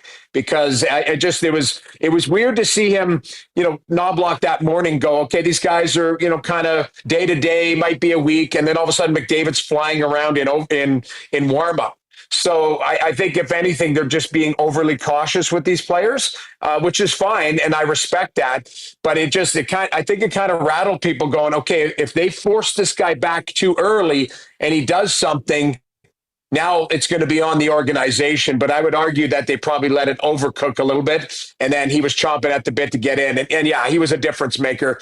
The lineup is just so much different with him in it, especially on the power play, what he's able to generate, even without Draisaitl in his one-timer spot. McDavid was on the half wall trying to work the wall a little bit. So there was he was a noticeable difference, and I was happy for Connor Brown too, because at first I was like, why the hell's Connor Brown playing up there? And he gets rewarded and scores the game-winning goal with 19 seconds left. It was impressive. Yeah, McDavid also said, variables and coming back from an injury. He goes, it's nice to get that out of the way the first game back, only getting 3 assists. Yeah. Looking like he got shot out of the cannon, so a bit of a warning for opposition. I want to get your thoughts, too, and we'll talk to you Wednesday, but playoffs will be all drawn up and settled there. How do you see this roster taking shape, if given the fact that we can assume, including Evander Kane, as everybody's been saying, everybody will be good to go, everybody will be healthy. Who do you kind of see maybe not being in this lineup that's been a part of it down this stretch? Ooh, that's a tough one, because I look at it and like a guy like Kapanen, for me, I'm sorry, he has tremendous ability, but there's a reason why he's bounced around a little bit. I think he's a sleeper, and they need his speed, they don't need his speed, they want his speed. They want his skill. This is a guy who does have speed and skill. He can be physical because he's a big guy, but he's way too inconsistent. So I could see him maybe forfeiting his spot. I think Jeff Skinner needs to be in. He looks really good. He's been a guy who's been in and out of the lineup, but you could tell he's kind of ramped it up. This is his only opportunity in his career to get into playoff hockey and meaningful hockey in the last little bit. So he looks like he's hungry, but I would say it's Kapanen that is kind of treading in the water there, that they might move past him if he doesn't, be consistent, or if everybody else is healthy and ready to go. Like you said, the Fredericks and the Canes, I could see a guy like Kapanen coming out. Jamie McLennan with us on the show this morning, brought to you by Pro-Am Sports. I believe Stuart Skinner is going to be available tonight for the Oilers against the Sharks. We've been talking about it all week. Like, how much has Pickard and the way that he's played with Skinner's been out, and the fact that his numbers this year, all year long, have been better than Skinner's. How much has the conversation changed at all, do you think, between the pipes? Because we ran that poll yesterday was 58% of people thought Stuart Skinner would start game 1 of the playoffs. 42% were saying it should be Pickard. I think it's still got to be Skinner to start the postseason, but how much has that conversation changed, you think? Well, I think your poll is accurate. I was going to say before it would have been 90-10 kind of thing, 95%, 5% for Pickard. But you see what Pickard's been able to do. You see how the team plays in front of him and how he battles. It's not a work of art in the net, I'll be honest. But I love that he is aggressive. I love that, he plays the style of goaltending that suits for him. Now, I do believe it's Skinner's net, but it is more like a 70-30, 60-40 scenario where maybe the leash on Skinner is a little bit shorter than it was in past years. And we saw the leash, choked him for a couple games there last year where they had to go to Pickard. So I think you could probably in your mind go, it's Skinner's net, but you feel comfortable going to Pickard at any time if there's obviously an injury or inconsistency. But I think it's more like 60-40 now or 70-30 type of thing than it was 95-5 before. The Winnipeg Jets have been disrespected by the odds makers all year. Yes. Statement game last night for them, rolling into Dallas, shutting out the Stars 4-0. What do you think that does for that group going into the playoffs as the clear number 1 seed in the West? It goes a lot for confidence. but it also goes a lot for Connor Hellebuck. I mean, I know Leon Draisaitl is, I believe, number one odds to win the Hart, but Hellebuck has to be there. I'm sorry, and I think Leon deserves to be right there as well. I think Hellebuck is, if they're 1 and 1A, that's what it looks like. And that, McKinnon's had a great year. There's other guys, Kucherov. Nobody talks about Tampa or Kucherov, but, in the end, if you look at Winnipeg doesn't win because of the goaltender, but he gives them a chance every night. It used to be that the goaltender won games for them. Now it's this team is deep. They've got good mobile D. I don't see any weaknesses in him, and the goaltender's having another Vezina season. So he has to be in that Hart conversation. This team has been disrespected, but I'll throw them in the Toronto Maple Leafs bucket because people, I think, in Winnipeg, people throughout outside of the market are going, show us in the playoffs. We've seen what it's like in the last couple playoffs. Regular season, you guys are fine. We need another level in the playoffs. So that's the biggest challenge. And when I look at Winnipeg, that's the same thing. I'm saying to Hellebuck, I'm saying to that group, you got to go on a deep run with what you have. But I will believe it when you show me instead of just going, hey, you guys are going to do it. Just that's from past experience. That's not from their body of work this year. You mentioned the Leafs and obviously covering the Senators. What's the vibe? I know there's still a few more games left, but I mean, playoffs start today. It's Toronto, Ottawa, Battle of Ontario. I know a lot of people licking their chops out here that the Leafs, the upstart wildcard Senators take care of the Leafs in the opening round. But what's the gulf? What's the gap between these two? And do the Senators? There's always that Cinderella or opening round wildcard that maybe gets a jump on a division winner. But do you see that if this was to be the opening round series? I wouldn't sleep on the Sens. And I have to admit, yes, I do 50 of their games, so I see them every night. But this isn't a team that is just happy to be there. Like it's been a slow build, right? Brady Tkachuk and Thomas Chabot have played 500 games in the league and not had one playoff experience. We saw what Brady was like at the Four Nations face-off.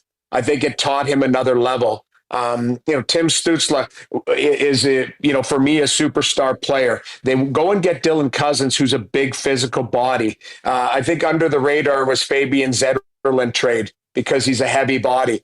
And then they went and got Nick Cousins, Michael Amadio, David Perron, guys who have won Stanley Cups. So they're not going to be overwhelmed by the situation. But obviously, for me, it's like anything. It's going to come down to goaltending. Linus Ullmark, if he's playing at the top of his game, he could do some damage. And keep in mind, I know regular season doesn't mean much, but Ottawa was 3-0 against Toronto this year in the regular season. So it's not going to be a cakewalk for the Leafs. I still believe the Leafs would be favored on paper, but it's kind of the Winnipeg thing. They got to go out and show it to people instead of just saying, hey, we believe we're the better team. And you're right. There is always a Cinderella story, and it could be the Ottawa Senators if people sleep on them. Hey, there should be no pressure on the Demidov kid rolling into Montreal. Kind of flying under the radar a little bit here. Oh my God. Listen, I'm happy for Montreal market. I didn't think they were going to be a playoff team, but I thought they were going to be about 84 to 86 points this year. They've surprised everybody. They deserve it. I was at an Ottawa Montreal game 2 weeks ago on a Tuesday night. That felt like a nightclub in there. It was insane. So the crowd is excited. The fan base is excited. The market, everything. The team is excited. I think they've done a great job. You add in this Demidov kid who seems like legit. And all I've seen is I always caution people, you see, videos of him in the KHL. Well, everyone has an all-star video, even myself. I clip some saves over a 17-year career that can look pretty good. So, it's like a minute and 15 seconds, but still you have one. Exactly. Of, a couple saves and, me facing the wrong way in the net and still getting hit. But in the end, this kid looks special. And, it's just an added layer and maybe bonus, because if he hits the ground running, it's just something else that Marty St. Louis can work with. So they've done a very good job of kind of retooling on the fly. Their veteran players have played very, very well. Their goaltending has held up. They made some bold moves. They waived Caden Primo, their young goaltender that they really believed in and tried to draft and develop.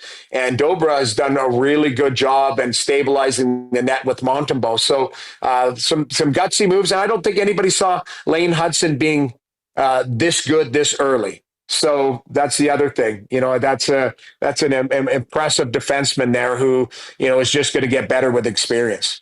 Noodles, as always, buddy, we really appreciate it, man. Enjoy your weekend, and we'll catch up next week.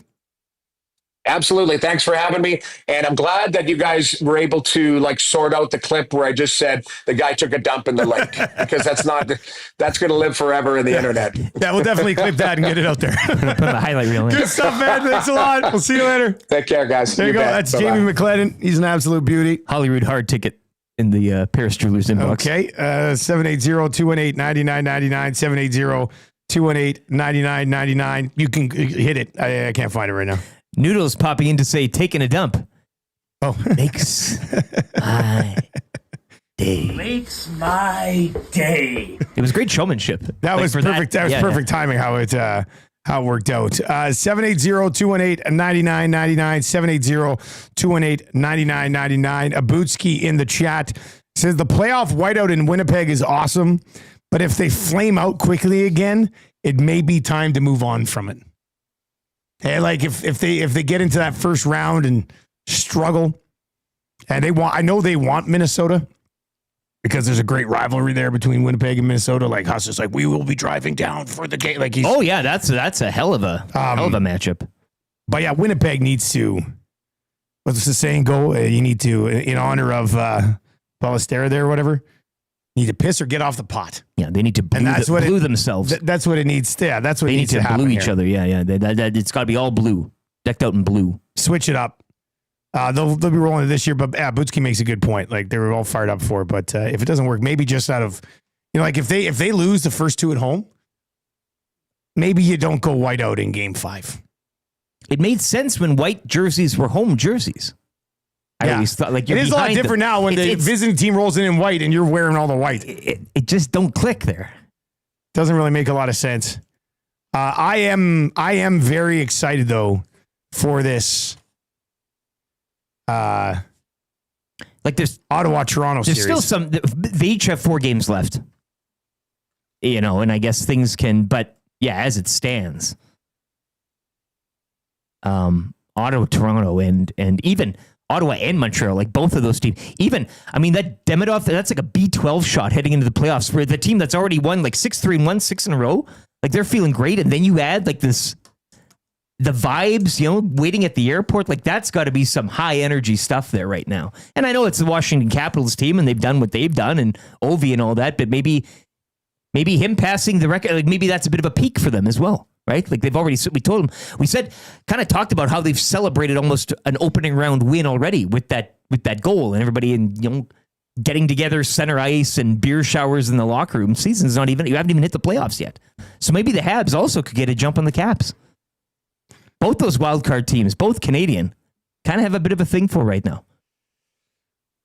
Man, can you imagine a run from a couple of Canadian teams in the playoffs this year? They're frisky, hey? I don't mind the both of them. I know you're kind of a Habs, but... No, they're both. They're both. They're upstarts. That's the word. Both of them are. I'd love to see both of them win their first round series. I think that would be a lot of fun. If you want to chime in on anything else you had to say, and we're going to get into the Weathers conversation a little bit more with the Fan Zone coming up at fansfirst.ca. Normology says, I think the saying is either piss or get out of the creek. That's a good one. There's another one in here. I marked it down for text to the SPK. Oh, here it is, SPK. Putting pop in the beer fridge is like taking a leak at the Masters. It might feel good at the time, but it's wrong. That's a great comparison too. Well, it kind of goes to Zach too. Does he know this wrong? Is he aware that this is a foul, or is he just? I would think for young Zach Padawan, he doesn't think there's anything wrong with it. Like he's not purposely being because he does wear hats with the like he's that type of guy. But has he young- ever lived with some guys and they had a beer fridge? Like, does he know much about beer fridge etiquette? Yeah, probably not. That's why we put the sign. So he can up. plead It says ignorance No here. popping. Yeah. I think he'll probably plead ignorance. I don't think he doubles down on this. Jason and Leduc says the gallery clapped because it was the best aim he had all day. Coming hard after that AW. That's a pretty good one as well. All right, so keep the reaction coming in. It's giving us something to talk about today for sure. Let's build a little EST parlay. And the last, on Wednesday's game, we were like, well, we can't really do it because we don't know who's going to play, and the line was kind of weird. Remember, I don't know why they're favored at minus 140 if these guys aren't going to play. And I was like, the odds makers, something's up here. It doesn't make sense. We thought it was Draisaitl. Well, that's the thing. And then it was Connor McDavid that ended up leading the way. So San Jose tonight, a chance for the Edmonton Oilers to take care of business and get this thing clinched up. Connor McDavid over 1.5 points. I mean, if he is looking like he did last game. And this is Well, San he's Jose got that 3-assist debut from being a month out of the way. Like that's now that that's all taken care of. San Jose's coming in after giving up 8 to the Minnesota Wild. So let's go McDavid over 1.5 points. Where's that Bouchard assist at? Give me that Bouchard assist. Bouchard assist minus 189. And let's like the Oilers. Geez, the puck line on the Oilers game tonight's 2.5. Let's see if we move it to 1.5. It'd be minus 152. So Oil minus 1.5. Do you think they take these? Is this a game where Tommy's on the postgame show being like, they took him too lightly tonight. Like they barely beat him, but they took him too lightly. Or do you think they go, enough's enough? Sharks have played them tight all year. But that alone is a horrible sentence. Well, I'm sorry to say that. I know. I'm not steeped in reality. I'm not disagreeing with you, but the fact that you just said that is not a good look. No. Certain teams just find a way. No. Let's go. What's the Oilers in regulation? You're looking for a number? statement here. Yeah, like go win. Not even a statement. Go win 5-1. Like that's not a statement win against the Sharks. That's what you should do against the Sharks. Given the games this year against them, I think it would be. You think that would be a statement win? If they win another tight one against the Sharks, it'd be all tight ones all year.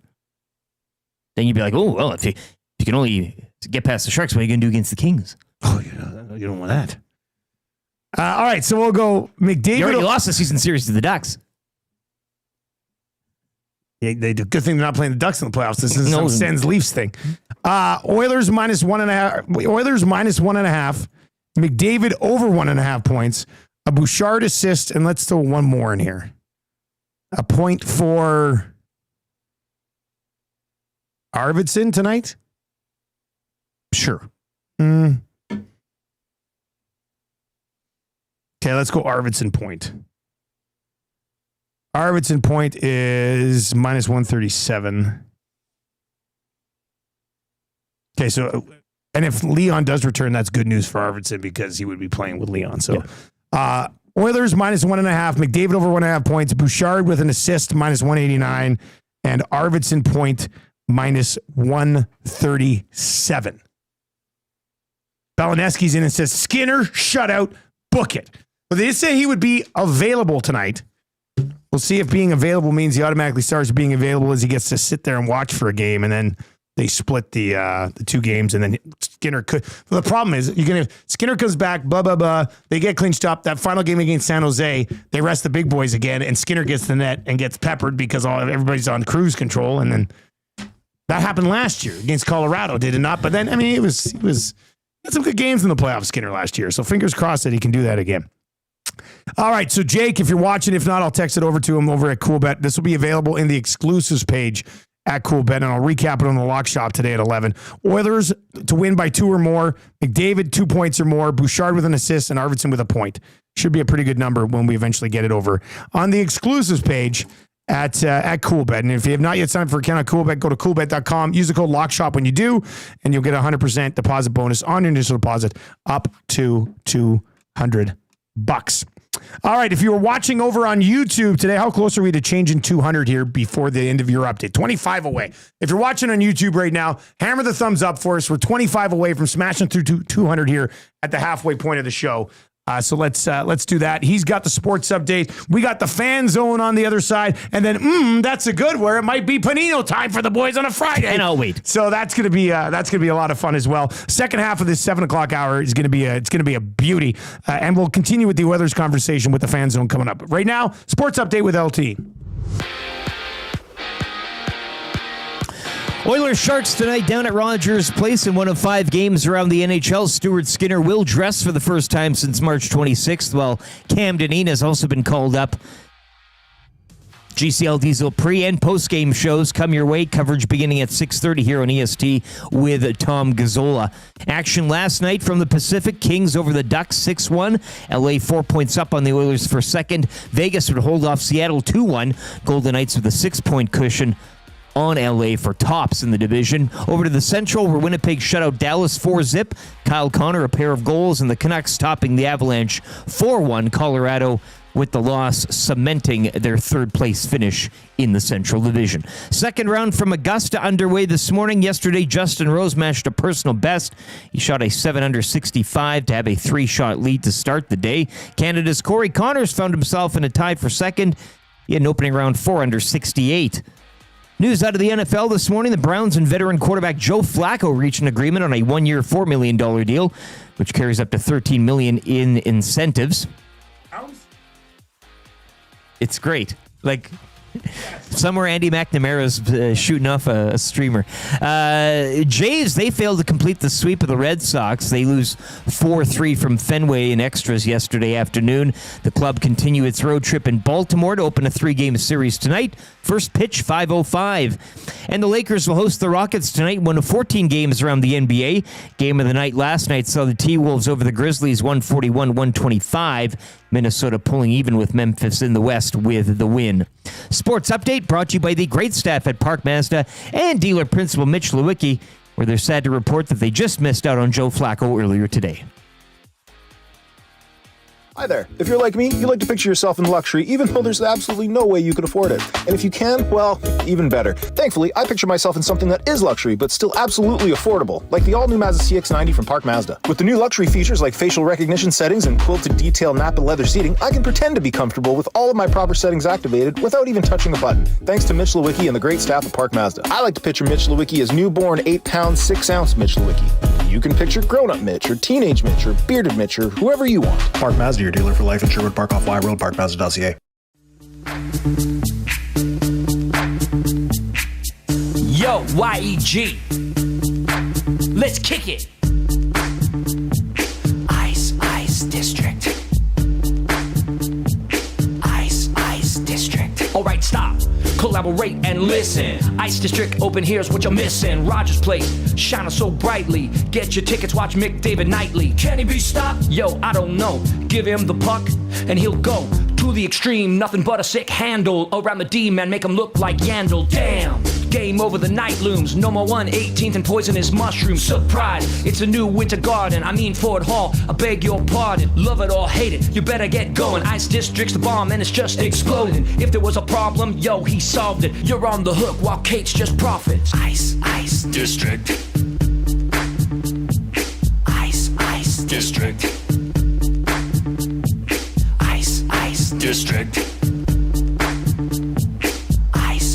District. 34 with the AM Nasty. Thank you very much for being here today. Tell your friends about EST. And they say, oh, I don't really listen to podcasts because they're not live. Then you tell them, actually, it is live all day, every day, from 6 in the morning till 6 at night, plus pre and post game coverage. Tommy Gazzola will be doing the pre and post tonight. We got Hello Hockey on the weekends. The golf show starting up on the weekends again right away as well. So, your clear choice for Edmonton sports, undoubtedly. Right here with EST, listening on TuneIn, iHeart, EdmontonSportsTalk.com live, or watching over on YouTube. And if you are on YouTube right now, if you've not yet subbed to the channel, we would greatly appreciate it. And we're 13 likes away from changing 200. So there's no reason to hold your like. If you're watching right now, hammer the thumbs up for us. We would very much appreciate that as well. We've got That's Good for the Italian Center coming up in about 10 minutes time.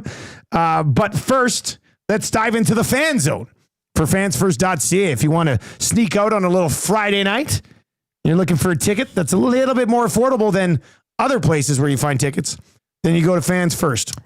Fansfirst.ca. Fan appreciation night as well tonight at the game. So yeah, I saw they're giving away like 5 trips. Double it up with Fans First. You know? Various other prizes. So that should be a fun one tonight. And you're going to be there for Clinchmas. And it'll be a very happy and festive time tonight. Unless Celebrini and Will Smith go off and the world, the sky is falling. And Reed Wilkin goes, I told you. Yeah. I told you. Welcome back to Earth. Oh, yeah. Welcome to Earth. Well, welcome back to Earth. Yeah. That's an Independence Day reference. Back to Earth. Like falling back to Earth. But were you making an Independence Day reference? Yeah. Okay, good. Will Smith. Is that his best movie? Yeah, I really like the one with the heart? the zombies there. Oh, when he's got his dog. You know, I didn't mind that. I Am Legend. Yeah, I Am Legend. What's his name in I Am Legend? I thought I had it and then I forgot it. Like Will Smith's name? Yeah. I thought he just starred as himself. No, but he looks like himself in it. Dr. Robert Neville. Yeah, Robert Neville. Yeah, Dr. Robert Neville. Yeah. I like that film. That was good. I also liked iRobot. But Independence Day, I got it on VHS. I think Independence Day might be his best work, though. Nothing against Wild Wild West, Enemy of the State, Bad Boys. I didn't really like the Bad Boys movies. Hitch was funny. I liked Hitch. Hitch was pretty good. I know I'm probably missing some. Aladdin? No. Didn't need to be done. Didn't see that one either, but I didn't think it needed to be done. Yeah. What else has he got there? The Men in Black, too. The MIB. Men in Black was pretty good. I still think I like Independence Day more. Fair enough. He was in Focus with the girl from Wolf of Wall Street, Enemy Margot of the Robbie. State? It's one of my, I like Enemies. Yeah. Beggar Vance, Legend of Beggar Vance. Ali, he did Ali. That was a pretty good movie. And then there was like 7 Pounds. That's the one about the heart. He also does a movie in 2013, After Earth. Yeah, I never watched that one. No. Yeah. I think we've gone over pretty much. That's pretty much all of them. Yeah. There's a Closer Walk, 7 Pounds. I still think it's Independence Day. Stands the test, hey? I think it does. Oh, Hancock. Hancock was the follow. Yeah. That was with Bateman, Jason Bateman. That was like when Bateman was making his sort of re-blow up. Anyway, don't know why we got sidetracked there. Sorry about that. What's funny though is that the San Jose Sharks. Also he's in Shark Tale. Oh, I never seen that one. You know what? They do have a player named Will Smith on the Sharks tonight. That's how it all ties in. It is because that's not where we started this conversation, was it? That's how I did. Oh. You said if Will Smith and Macklin Celebrini pop off, and I'd say the Oilers would fall back down to earth. Oh, I missed the. Okay, yeah, I made. That was a very good reference for me. It's layered. Yeah, really layered. That's nice. I like how at the end you're like, wait a minute. Well, and somebody on the Sharks, his name's Will Smith. Yeah. It's changing 200. Hit it, Brendan. Changing 200. Let's be honest. Do not like this show. I mean, do not hit that thumbs up. The last thing we want to do is hit 300 or 400 likes today with conversation like this. 780-218-9999. Saskatoon Muncher. Nom, nom, nom, nom, nom, nom, nom. Morning, boys. I took the day off of work to watch the Masters. Slept in. But a little Nielsen show to start things off. You know, we probably time here to... I was going to say fire up the old... Get the old ES... What do they call it? The ESTV? Yeah. We don't really watch it as much as the rest of the... Remember yesterday when Louis Oosthuizen sunk that one? Man, that was bad. Boy, are we an easy get, hey? Like I didn't even want to tell people that story yesterday. It's a little... But I ended up telling them because it made us look like idiots. We got tricked yesterday to think Louis Oosthuizen hit an eagle. And I was like, I don't even think he's playing in this event. But hell of a shot. But they got to put up like a replay, flashback. Put especially up a like flashback banner or do no the sound. video in gray or something. If you're in the bar and there's no sound, you don't know what's happening or anything. All right. Women's World Hockey Championships are underway. Yeah. Monte Carlo. On the range. Pre-game show. I guess we're on the range right now. Let's get on the range. What's this? Take me to the here we are, live now. Yeah. What's this? Oh, a bonus. It's locked. Locked. Yeah. All right, we're going to watch the range, I guess, for a bit. Might catch Murray. I'm Murray watching all weekend long. Murray, Murray on the range. I'm about, what was that one year that guy came out and did the bird thing while they were announcing the winner, right? I don't think it was at the Masters, but that's what Murray to do. Walk in front of the camera and start making bird noises. All right, here's a question for the fan zone at fansfirst.ca. What is your leash on Stewie Skins as he gets set to return? Like, if they lose game one and he just plays okay, are you like, run with it? But if they, or are you sitting there and go, they lose game one? Well, they lost. In what go fashion? To that's like that. Yeah, that's the. But like, let's say they lose, and he has like he let in a bad goal and they lost by a goal. Bad lateral movement. Yeah, like a one of the a classic Stuart Skinner game. What does the fan base think of that leash? Right, because yesterday the poll question was 58% still think he should start game one. 42% said they go with Pickard in game one. So what's the leash on Skinner come playoff time? He's apparently going to be available tonight. They've got 4 games left tonight. There's a back-to-back between the Kings and Jets. That'll be an automatic split, I would think, if Skinner's healthy. And then you get the final game of the year against the Sharks. Who knows who's going to be playing at all in that one, because they'll have things wrapped up and they'll be starting on the road in LA. So what's the level of patience / how long is your leash on Stewie Skins at the beginning of the playoffs this year? 780-218-9999. Jimmy Onishi says, if Skinner plays tonight, the Oilers will clinch a spot due to Calgary losing to Minnesota. Strummy says, I give him enough leash to get from the dressing room to the bench, and that is about it. 780. What do you think it'll be? What do you think it will be? Like for Knobloch? Fan base, we know the fan base. The fan base. And that's what I'm saying. Even when you're talking about lineups, it's one thing to have your own opinion. Crawl inside the mind of Chris Knobloch and how he's been managing the roster and the goaltending this season. So, like, this has very much been a tandem. I'm not wrong there, right? I mean, the amount of games Pickard's played and such, and it's I know been close to the injury tandem as of late. So given that, I mean, I could see that leash not being too long. But again, it'd have to, and I know it goes against the spirit of your question. You want a hard answer, but it'd have to be the stylistic way in which Skinner would lose or drop a game. If the Kings rattle off like 11 shots, right, and he lets in 3, or something along those lines. So what about this? What if it's like? But then if he like. Yeah, it'd have to be stylistic. Like it doesn't matter on the win-loss or anything like that, obviously. And if he stands on his head if he stands on his head all game and lets in a soft one late, like what are you looking at there? What if they win game one but he's awful and they win it which they win team, it 6-5? They are one that can outscore. Then what? So what's that leash look like? 780-218-9999. Troy over in the nasty chat says you need to start your best regular season goalie from this year, not rewind back to the Dallas series and hope that Stu shows up. And that can be a fan point of view. And again, the two-pronged part is, what does the organization feel? And I still feel that Skinner's their guy, and they want to make sure that that's kind of illustrated. Yeah, but you can't die on that hill come playoff time. I know, but that's when you're starting to play with fire. Yeah, and they went to Pickard last year at times in the playoffs, and it did work out. And I still agree with your thought process of having him in that bullpen as opposed to the other way around. Him coming out as the backup. I think it helps you more in a series if you do have to make a goaltending change going to Pickard than going to Skinner coming off the bench as a backup in a series. So I will be stunned if Skinner's not starting game one of the playoffs just from the way the Oilers have handled the situation. But you're still trying to find the answer of how long the leash will be. Skinner has started 48 games this year. Pickard started 29. This, of course, with the injury factored in here lately. Pickard has a 2.65 goals against average and a 901 save percentage. Stuart Skinner has an 894 save percentage, so just 7 percentage points back, but still back.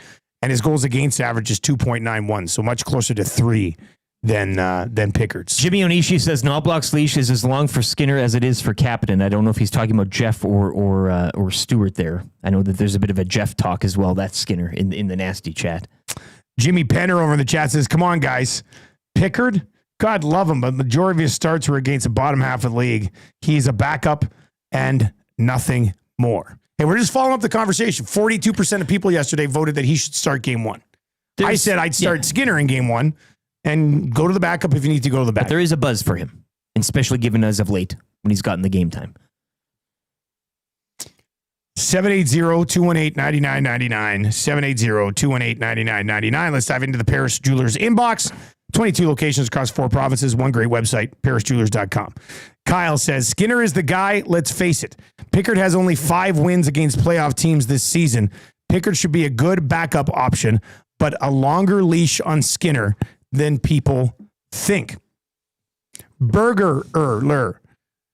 Do the Oilers realize how stupid it looks to not start your best goalie in the playoffs? He doesn't name names.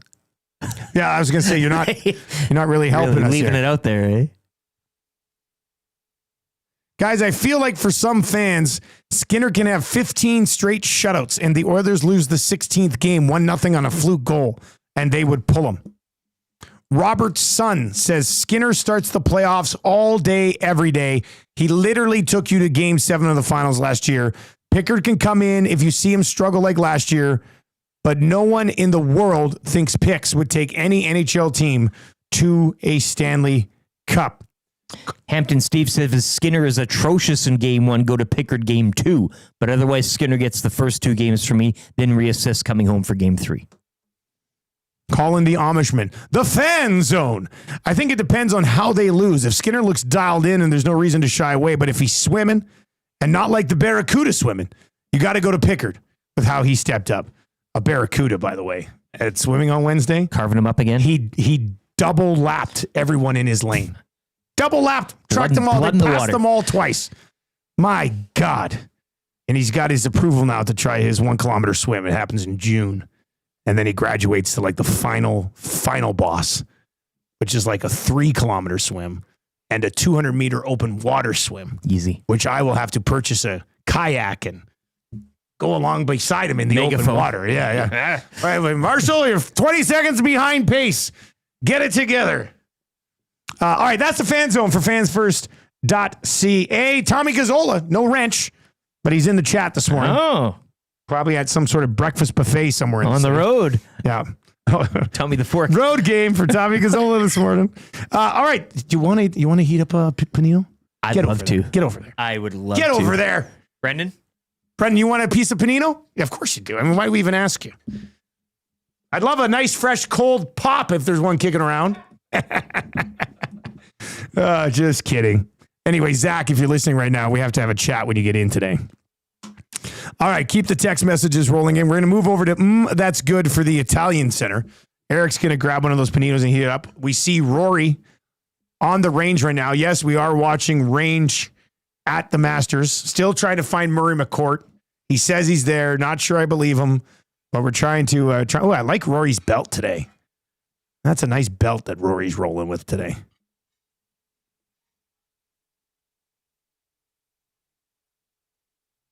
All right, we're going to have the paninos from the Italian Center. I was in the Italian Center yesterday. What a glorious place. Absolutely love it. Popped in. They hooked us up.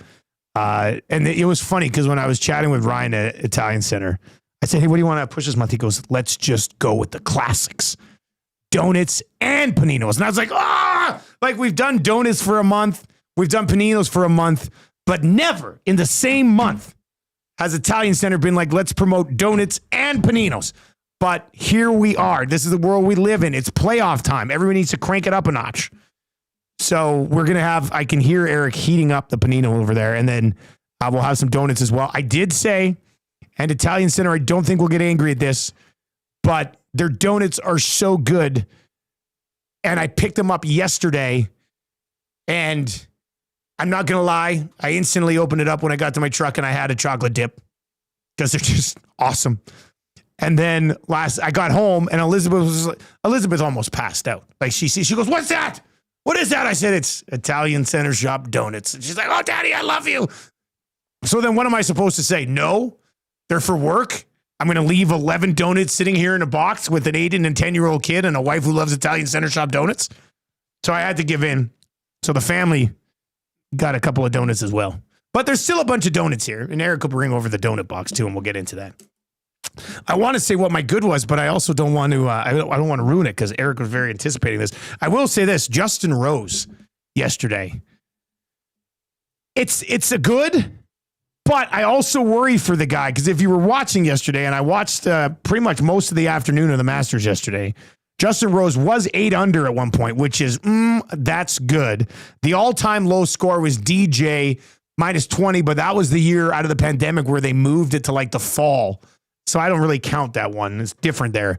The lowest score is 18 under. Tiger did it, and Jordan Spieth did it. Jordan Spieth, they both did it. I think Tiger did it in 97, and Spieth did it, obviously, closer to now.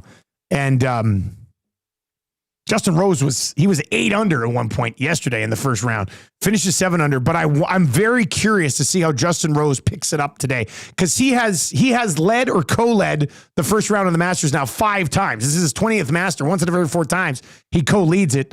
That's good to Pat Gregoire over at Coolbet, who when we did our Coolbet draft this week, did select the first round lead. I think it was like a plus 6,500 for Justin Rose, but his last 2 tee shots were both pushed out to the right. And I was like, I wonder, like you would think a guy can dial that back in today, but Justin Rose has led before early and has not been able to win this thing yet.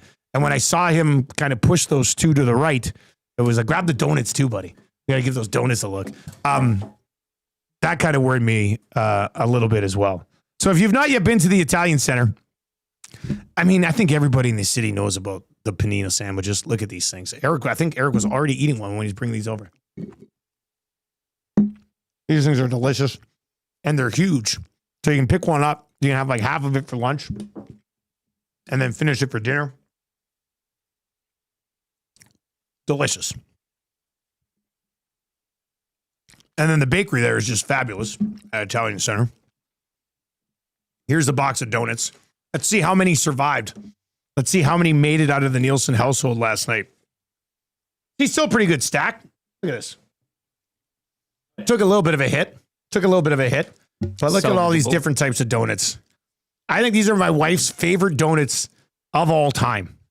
She raves about them, and they smell delicious. So hop on in, like at the office today. Say, I'm going to pop out for a second. I got a meeting. But then surprise everybody. Go to the Italian Center. Get 12 donuts. Get a bunch of paninos. And be a hero heading into the weekend. Because people will absolutely love it. All right, here's my official. That's good, Rick. I wanted to wait for you to come back because you were very much anticipating it, right? I shut down my YouTube window somehow. Must have been the donuts. Have you tried the Masters app? This is the greatest app in the history of sports apps. That's what it was. I was on my phone last night looking at the app, and in my mind, I was like, this is good. I have to do it. And then I forgot it. So golf in general needs to duplicate this Masters app for every tournament. And I swear it would bring more commoners to the game of golf. You can go on the Masters app and pick your own. So you can go on and watch live. You just pick a player. You can watch his whole round live. You can watch everything live. You can click on a player and go through and see every single shot that they had yesterday, which was convenient because we were missing a little bit on Rory yesterday afternoon. I was like, well, we'll just bring up the app and we'll watch the entire hole. And it shows like, it shows you the shot, but at the same time, it shows you the flight path of the ball. And then you can go on and actually select your own group. So you only watch the players that you want to watch, which is also incredible. This Masters app is the Rolls Royce that Wayne Gretzky got when he set the all-time goals record. It's the Rolls Royce of apps. It's the painting that Ovi received. Yeah, Ovi. It wasn't a painting. It was like a whatever. Oh, that painting. I thought about what he got last night. Well, yeah. That was like a big puck with like some skates, like real skates on it. Yeah. That's gonna be a weird piece in your. Mind you, Ovi's building some sort of museum or something, isn't he? Like, so that'll probably end up being a museum piece. But if anybody knows, if you've done this Masters app, please verify with everybody in the chat how damn good it is, because people will be like, I don't know, Dusty. But I mean, and then once it's over, you can delete it. You don't have to worry about downloading it again until That's next what, Ken Morrison does Wednesday. every year. Yeah, it's the best sports app going. I can't even think of one that's remotely close to it. We should have an EST one where you get like an ISO cam on different people here in the office, and it follows them around. That's what it would be. Yeah, You're right. Yeah. Yes, like that's what it'd be like. Oh, I wonder what Zach's doing today. And you see him and you look at him and he's just sitting right next to that beer fridge, loading pop into it. You're like, damn it, he's up to it again. Every business needs a Masters style app. It's just that good. Josh Clausen texted in and says the Live app does the same thing. Shut up, Clausen. Clausen's this big Live guy. I mean, Clausen, not during the Masters. Not during the Masters. Who are you? Hey, Klaus. Have some respect. Klaus, Yeah. who are you cheering for at the Masters? Joaquin Neiman? Live guy? Tyrell Hatton? That text is almost as bad as pissing into Ray's Creek. How'd John Rahm do yesterday, Klaus? That's a hilarious Masters joke, if you know. Damn these Italian Center sandwiches. Almost as good as the Masters app, which is, that's good. It's very good. That's great. Yeah. Even if you don't, like, I would suggest that even if you don't care about the Masters, maybe you're a big app guy. Or maybe you're a tech nerd. Like, download the app, look at it, and go, wow, okay, other companies need to do apps. It would be great if we could somehow get to an app here at EST where it does have, like, even if it was just the room, somebody could come in and see the studio, or they could look out there, or look out there, or look out there. I mean, kind of creepy. See the building. But, I mean, it's still kind of neat. Let's see. Big Slam Nasty says that app got me through work yesterday and will do the same today.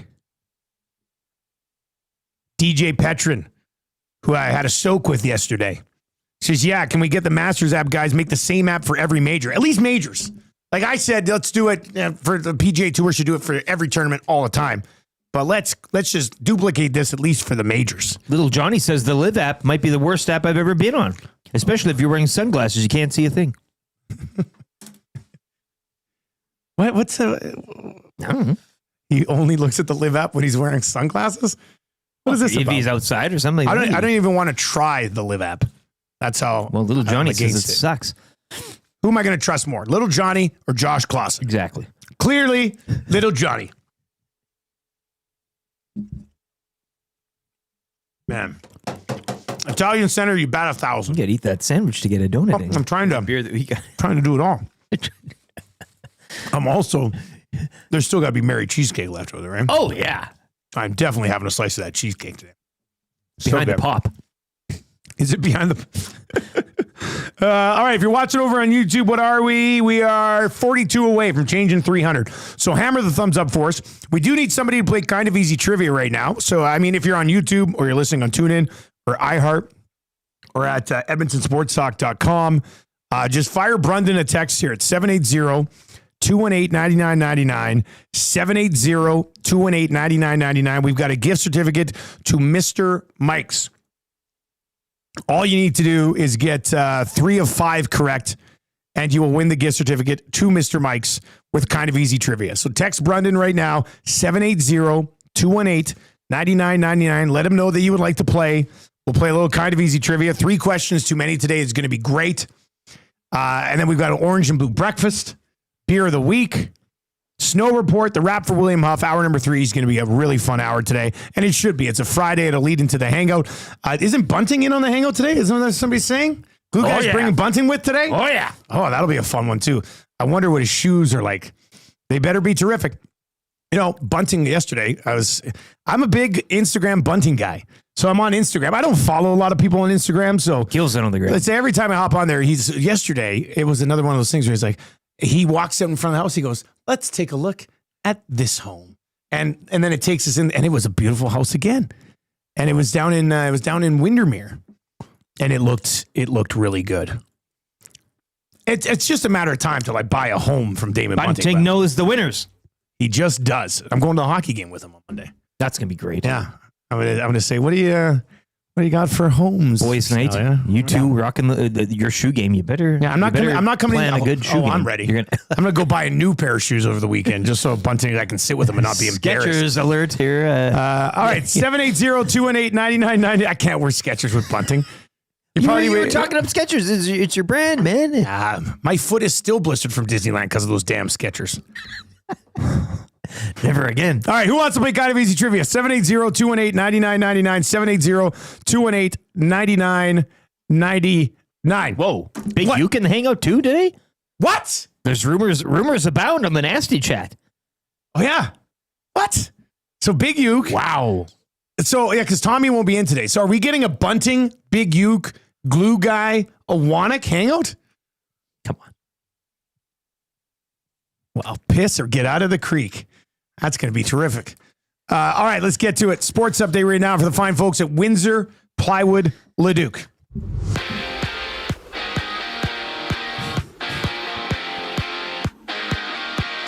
Game day as the Oilers host the Sharks tonight. Stuart Skinner dressing for the first time since March 26th. Cam Dineen has also been called up.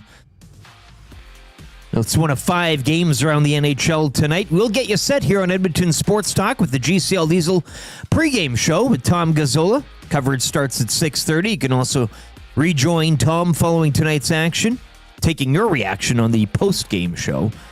Last night, Kings over the Ducks 6-1. Vegas hold off Seattle 2-1. Golden Knights 6-point up on the Kings for tops in the Pacific. The Kings now 4 points up on the Oilers for second. Over to the Central, where Winnipeg blinked Dallas 4-zip, and the Canucks top the Avalanche 4-1. Colorado now will finish third in the Central Division. Second round action from Augusta is underway this morning. Justin Rose adding to his opening round lead. He is now 1 under through 3 this morning for a total of 8 under par. Corey Connors, he found himself in a 3-way tie, 4 under, following round 1. News out of the NFL this morning, the Browns and veteran quarterback Joe Flacco have reached an agreement on a 1-year, $4 million deal worth up to $13 million with incentives. Jays continue their road trip. They'll kick off a 3-game series tonight in Baltimore. First pitch 5:05. Toronto failing to complete the sweep of the Red Sox yesterday from Fenway as they fall 4-3 in extras. And over to the NBA where the Lakers host the Rockets tonight in a busy evening around the association. It's one of 14 games. Last night it was Minnesota over Memphis, 141-125. Sports update brought to you by Windsor Plywood Leduc, locally owned and operated, serving Leduc and the surrounding area since 1993. Doors, flooring, baseboards, and of course, plywood. Go see the knowledgeable staff at Windsor Plywood Leduc.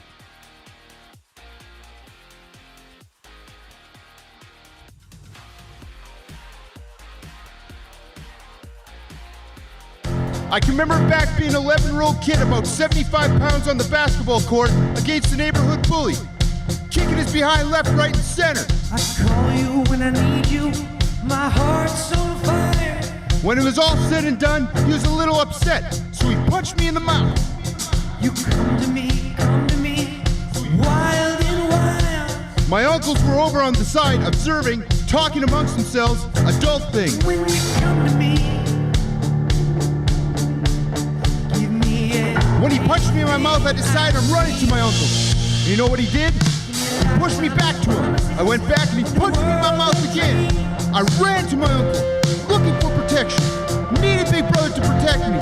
He pushed me back again. And you know what I did?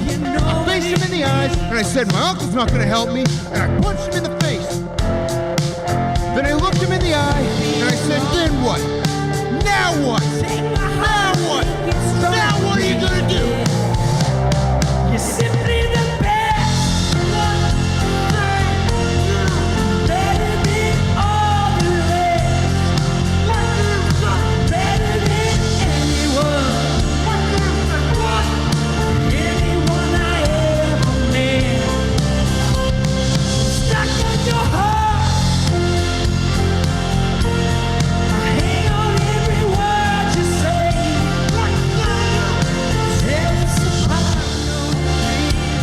8:05 on the Nielson Show. Thank you very much for being here today. Did you do a donut? Did you do a halfie? Yeah. Yeah, that's a good idea. Let's see here. Just a sandwich. You got beer of the week. Yeah, we got to get donated. I got to eat supper tonight. The classic, just glaze, sugar glaze. Classic sugar. Italian center. That's good. All right, hour number 3 is underway. Of course, you can text us anytime. Paris Jewelers inbox. One of your text messages will win text of the day for A&W, where the Teen Burger remains iconic. So keep those texts flying in today. We're going to play kind of easy trivia. We got 3 questions too many. We have a GCL Diesel Orange and Blue Breakfast. Obviously, it's a big one. Sobeys and Safeway Liquor Beer of the Week. Carl from Half Hitch Brewing is going to join us. Marmot Basin Snow Report and the wrap for William Huff also to come in hour number 3. Nice start there for Justin Rose. Yeah. I'm just watching on the Masters app. He's now through 4. He's 1 under today at -8. And for those of you wondering, Jose Ballister pees off at 11:23. Yeah, you know how he tests the wind, eh?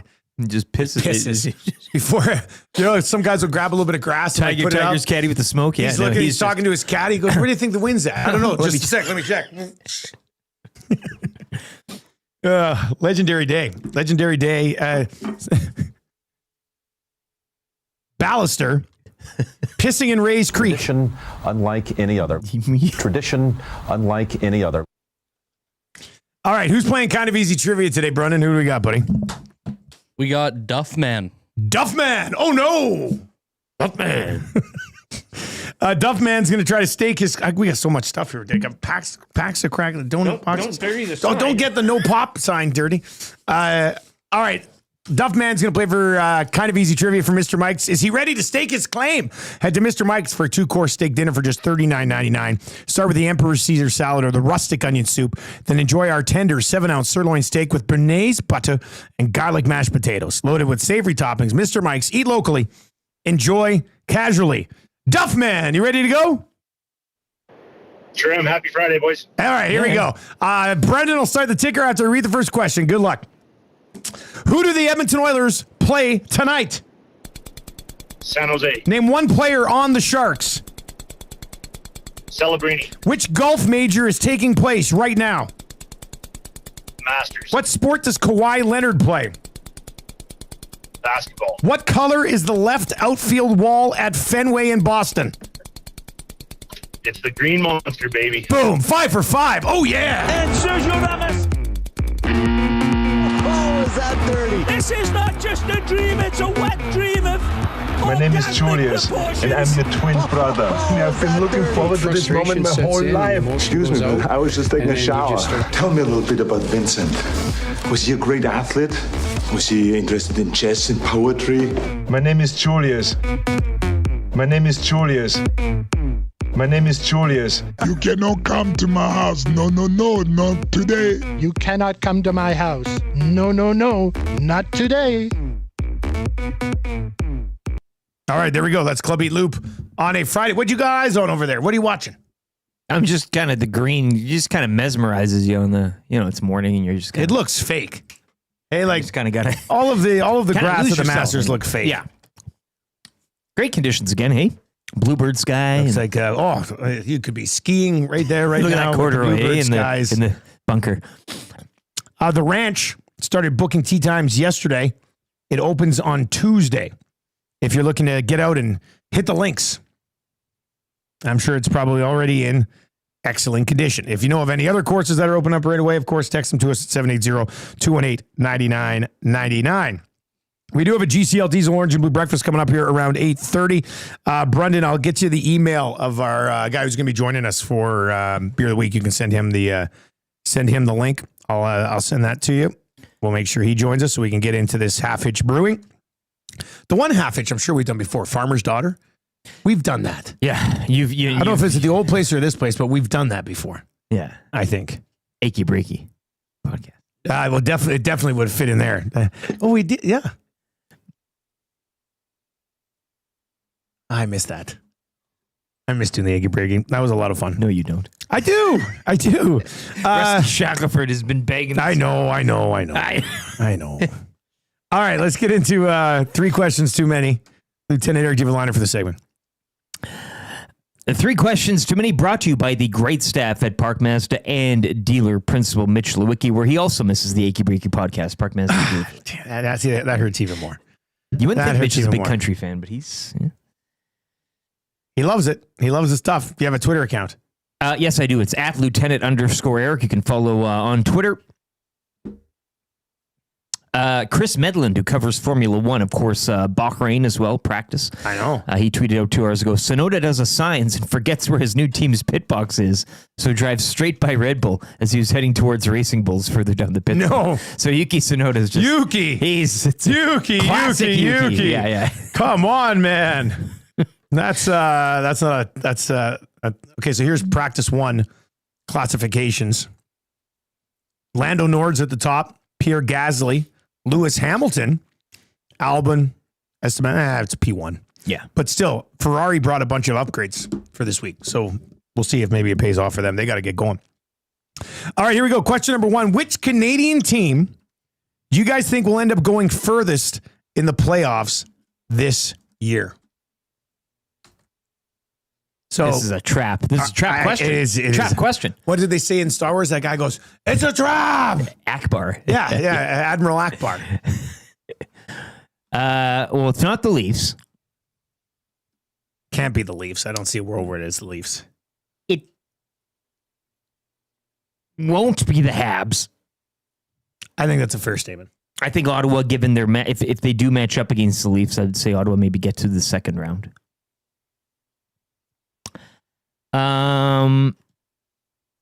But it won't be Ottawa. Will it be Winnipeg? Now we leave the East and move over to the West. Flames aren't out of it yet. Oh, you relax, Reed Wilkins. You relax, Reed Wilkins. Reed's giving a every single day from 3 to 6 right here on Edmonton Sports Talk. It's an amazing show. And if you listen to any other show in the city, you're totally blowing it. Flames analyst Reed Wilkins. No, it's not. I'm just look. We're joking at their expense. Yeah. Remember that old playoff anthem they had too with the symphony orchestra or whatever it was. The playoffs are here. God, what a lot! Grab another beer. What a load! And the Oilers suck. The Flames will win the cup. That was one of the worst. Dig that I'll take it. When they get eliminated. Right? Yeah, I'll play it this morning too if I find it. So then you're to the spirit of the question again. Jets, Oilers, and the question was which will make it farthest.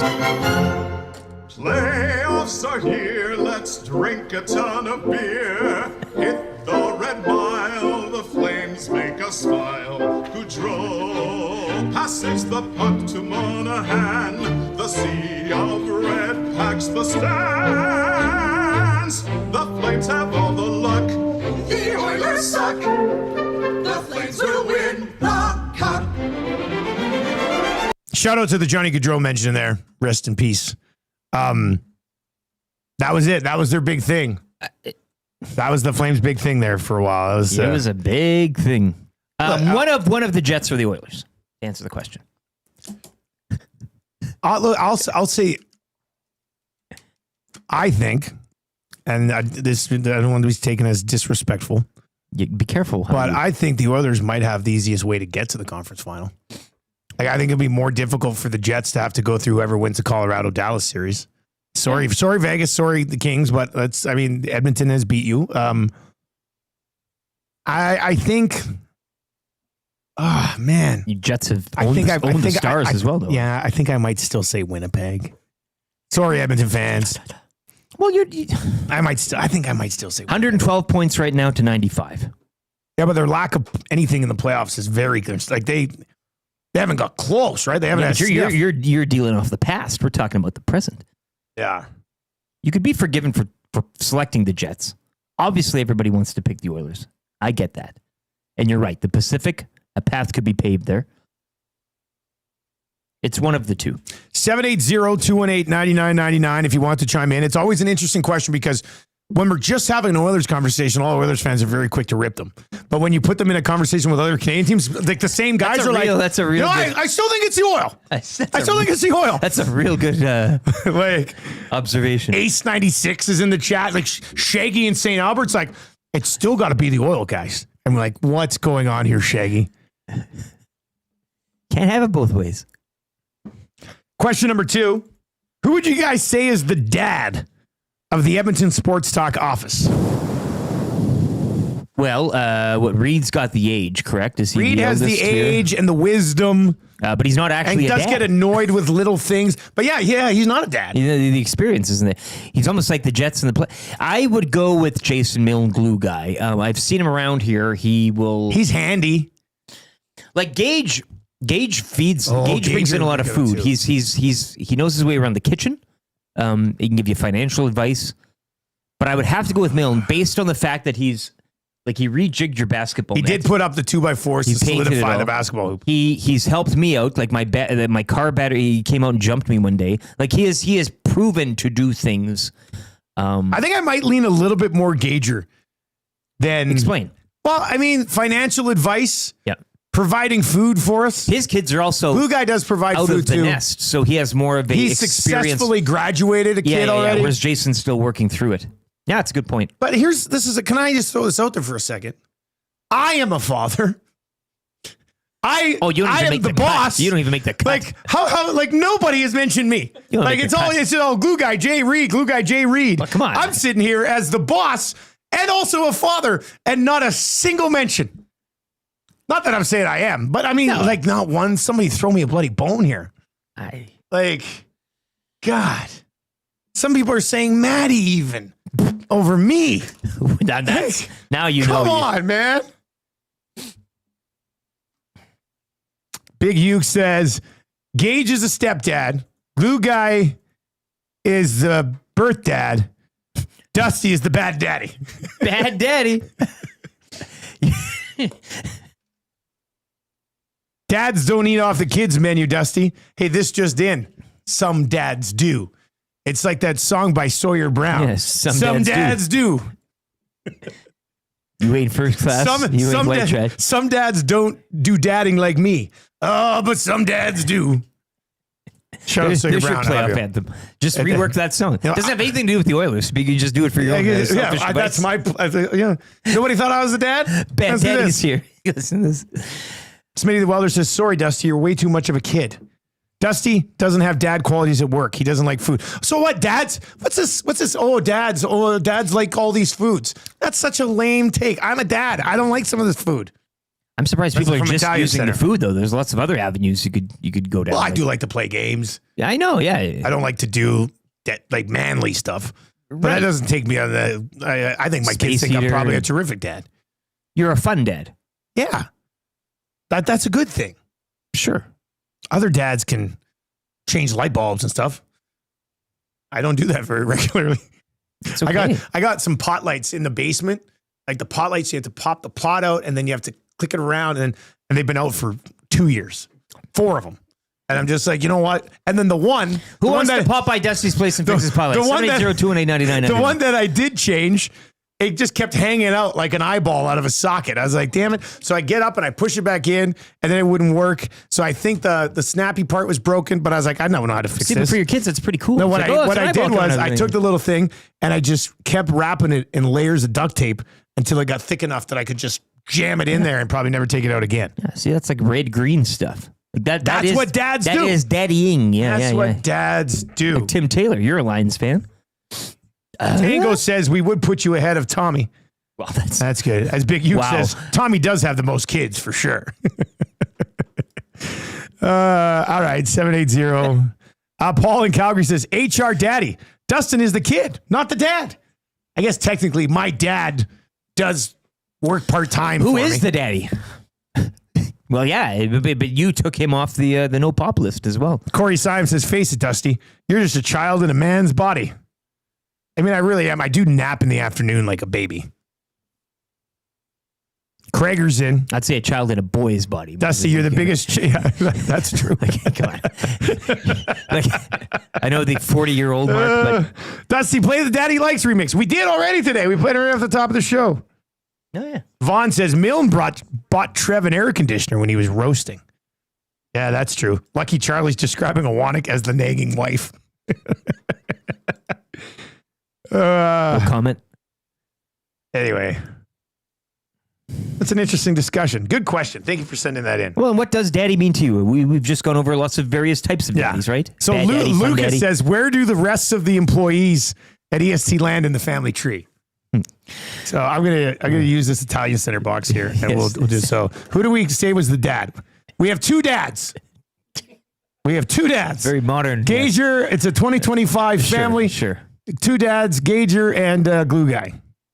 Okay, so then we come down. Oh, and Awanik over here is nagging wife. Not all wives are nagging, but for the purpose of this, we'll just say this. Nagging wife.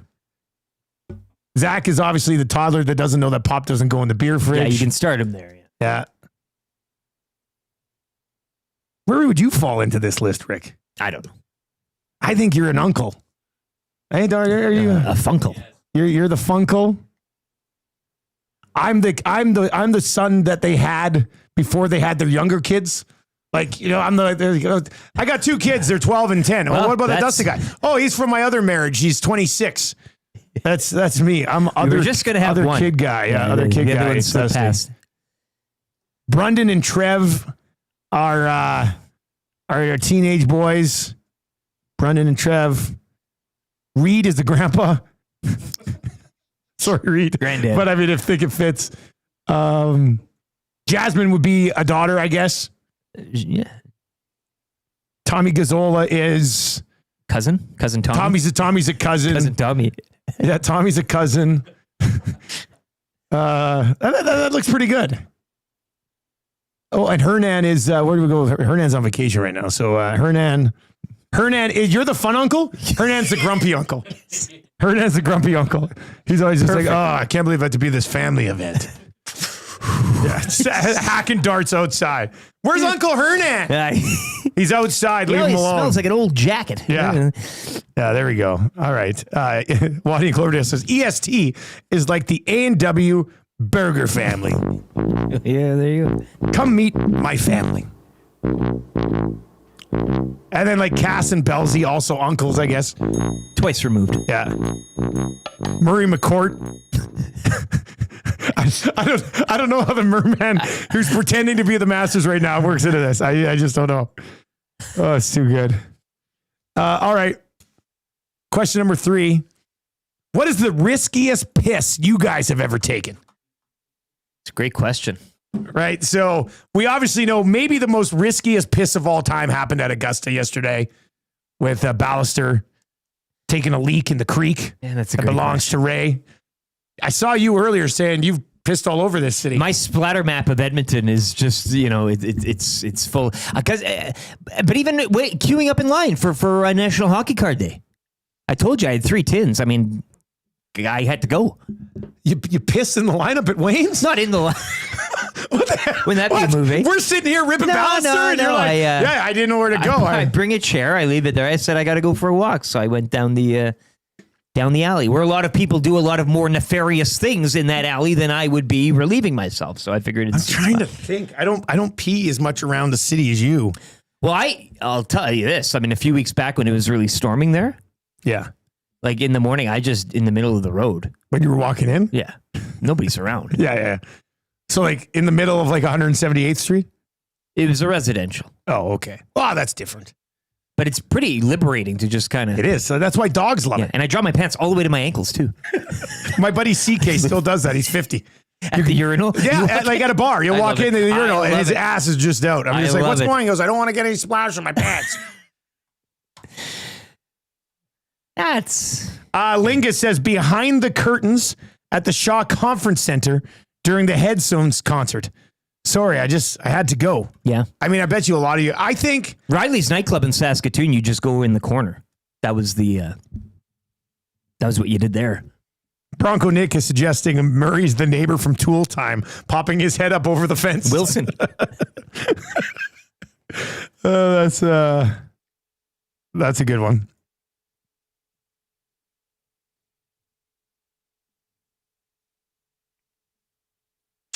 I think I'd have to just say. Have you done it in a bottle yet? Or I'd like to try that. Yeah, Maybe on Monday. We'll try peeing. Brendan, have you pissed in a bottle? You've never pissed in a bottle? No. What? Have you, Rick? It's a risky game. But you've done it. Yes. But it's, I know I haven't. The Gatorade ones are the best. Oh, They got the of course, bottle. a wider. Yeah, that's yeah. Okay, yeah, that makes sense then. So you sound like you do it all the time. Well, you've never been. I mean, I'm not opposed to the old piss jug kind of thing, but I've never peed in a bottle. Yeah. I don't think you've never done can though. That's I don't think so. That would be what you could the arterial spray coming off of a can. Might be a trip to the emergency room too. I guess the odd time I've had to go pee so bad, and I was just parked in like a regular parking lot, but it was like during the day, and I'm like, man, how am I going to pull this off? But I got to take a leak, so I open up my door and then stand in between like the door and the truck, and then take a piss. But it's not like it's on a tire; it's just like. It's just puddling like crazy. Because if you have to go pee really bad, there's going to be a lot. So it's not like, so then I'm trying to like step wide and make sure it's not on. Like, so, but I don't think I've done anything. I'm probably forgetting a time or two. Well, because it's usually when you're. Yeah. I mean, most of the time when I do pee in public, I'm not going to remember it in the morning anyway. But that was one. Godfather. Oh, this What's going on? In a row.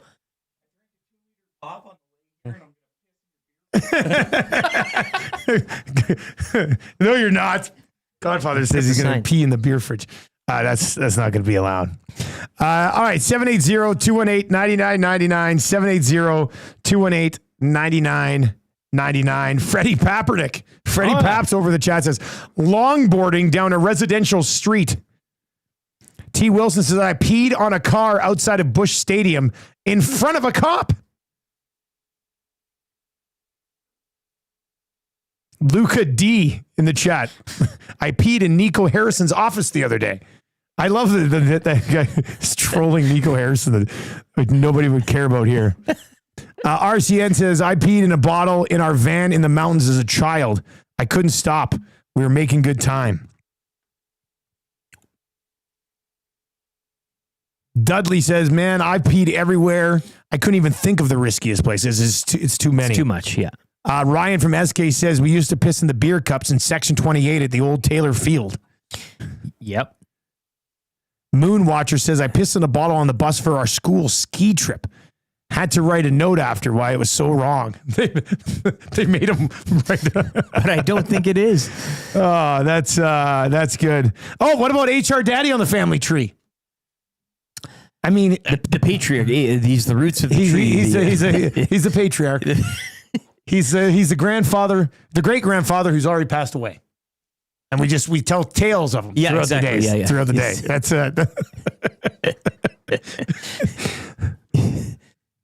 there's a picture of him, like a presidential photo. Yeah. Guys, my good friend got arrested for pissing outside of a building in New Zealand. He said the police were very gentle and polite. That comes from Guy in a loader. Hernan is the uncle that teaches you how to smoke. That's, smoke and swear. He's that uncle. Turned out to be a pretty good conversation, actually, coming out of 3 questions too many today. All written up on an Italian center. All written right up on the Italian center strikes again. Just how you draw it up, yeah. Absolutely brilliant. All right, if you're watching over on YouTube today, hammer the thumbs up. Actually, you know what else? No, I think the patriarch for HR Daddy as like the one that no longer here, but we pay tribute to him with the rest of the family tree. Yeah. Stuff of legend. Yeah. Some of these are pretty accurate, though. Maddie being the Nagy wife is pretty funny. And Hernan being the uncle that teaches you how to smoke. That's a pretty good one, too. Somebody suggested Zach was actually the golden retriever, the family cat. I can see it, the dog. Zach, you go bring me a pup. Bring me a pop. Wrong weight. fridge, Zach. Wrong fridge. Go to the other one. All right, on the way next, GCL Diesel Orange and Blue Breakfast, then Half Hitch Brewing for Sobeys and Safeway Liquor Beer of the Week. If you think the show's off the rails so far, wait until we get a couple of bevies in us.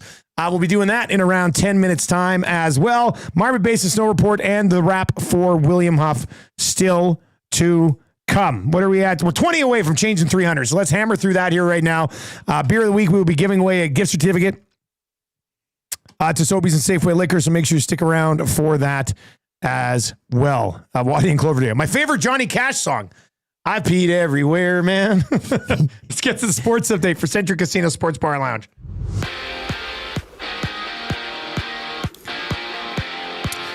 Stuart Skinner dressing for the first time since March 26th tonight, while Cam Dineen also called up as the Oilers host the Sharks in one of 5 games around the NHL. Tom Gazzola will get you set with the GCL Diesel pregame show. It comes through at 6:30 here on EST. You can also join Cousin Tommy following tonight's action on the GCL Diesel postgame show. Last night, Kings over the Ducks 6-1. Vegas hold off Seattle 2-1. Jets shutting out the Stars 4-0, and the Canucks topping Colorado 4-1. Second round action from Augusta and the Masters is underway. Taking a quick glance at the leaderboard, Corey Connors yesterday having a good opening round as he finished in a tie for second at 4 under. Justin Rose now even through 5, still sitting top of the leaderboard at 7 under par. The Cleveland Browns and veteran quarterback Joe Flacco have reached an agreement today on a 1-year, $4 million deal. Also carries a worth up to $13 million with incentives. Lakers and Rockets tonight, one of 14 games around the NBA. Timberwolves over the Grizzlies last night, 141-125. And the Jays, they'll kick off a 3-game series tonight in Baltimore, first pitch 5:05. Toronto failing to complete the sweep of the Red Sox yesterday afternoon as they fall in extras 4-3. Sports Update is presented by Century Casino Sports Bar and Lounge with wall-to-wall TVs, daily food and drink specials. It is the place to be for every Oilers game. Every day is game day. Century Casino Sports Bar and Lounge. Joe, thank you very much for being here today. You can text us anytime at 780-218-9999, 780-218-9999. And hello, friends. We are watching the Masters. And the big boys who were out late yesterday, out early, obviously, today. So we'll keep tabs on those guys as we work our way through the show. And as I mentioned earlier that's good for the Italian Center. If you've not yet downloaded the Masters app, I highly suggest you get your hands on it. Way better than that Live terrific. garbage. Yeah, the Live app dreams about becoming the Masters app one day. Dave in Section T says, on trips to Missoula, Montana for Rugby Maggot Fest, we had a rule that you could not stop the van. We moved to the sliding door, leaned out to avoid the blowback while a teammate held on to the back of our pants, and we let fly at highway speed. That might take That top was prize. exhilarating. That might take the... But imagine if your buddy slips. Yeah, but... And you die while trying to take a leak. Like, imagine those stories. Like, that's not good. Live on in infamy. We got Beer of the Week coming up here and try to clean this up a bit. If Godfather doesn't drink them all. Yeah, better not. Beer of the Week will be happening in about 70 minutes. I sent you got the email. Okay, perfect. So we'll have them. Carl from Half Hitch Brewing is going to join us. But the Edmonton Oilers tonight with a big chance to take care of business here against the San Jose Sharks. So let's dive into your orange and blue breakfast this morning. Brought to you, as always, by Cam and his crew over at GCL Diesel, where they're pissing all over the place. I don't know if that's the truth, but... but it's that attitude. I mean, that's the type of attitude you need in business. Exactly. Right? They're not holding it in. They would never hold it in. Orange and Blue Breakfast brought to you by GCL Diesel, providers of the best diesel engine components around. From turbochargers to injectors, fuel pumps to sensors, they are the critical engine component experts, proud to serve Edmonton and Northern Alberta for over 50 years.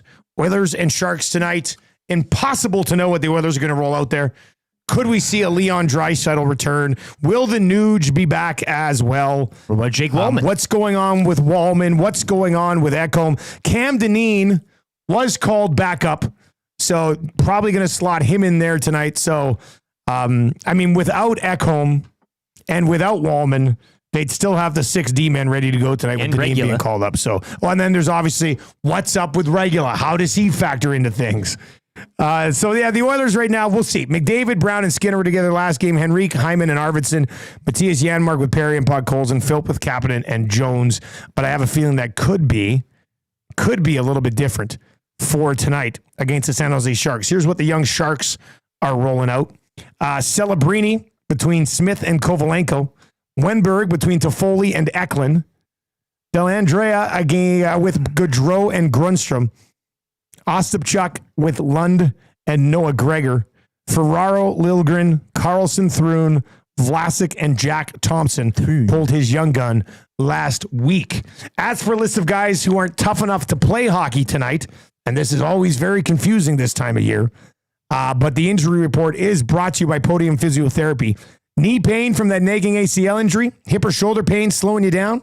How about back pain after a long day at work? Well, we got you covered. Whether it's a sports injury, post-op recovery, or the wear and tear of everyday life, the expert team is here to get you back on track at Podium Physiotherapy. Unlock the athlete in you, who may not be able to go tonight. Well, for the Sharks, maybe a little more clear. Shakir Makamadullin, right? Makamadullin, he is out. Vincent Desharnais also out. Jan Ruta and Logan Couture both on the IR. And for the Oilers, as you mentioned, it's kind of a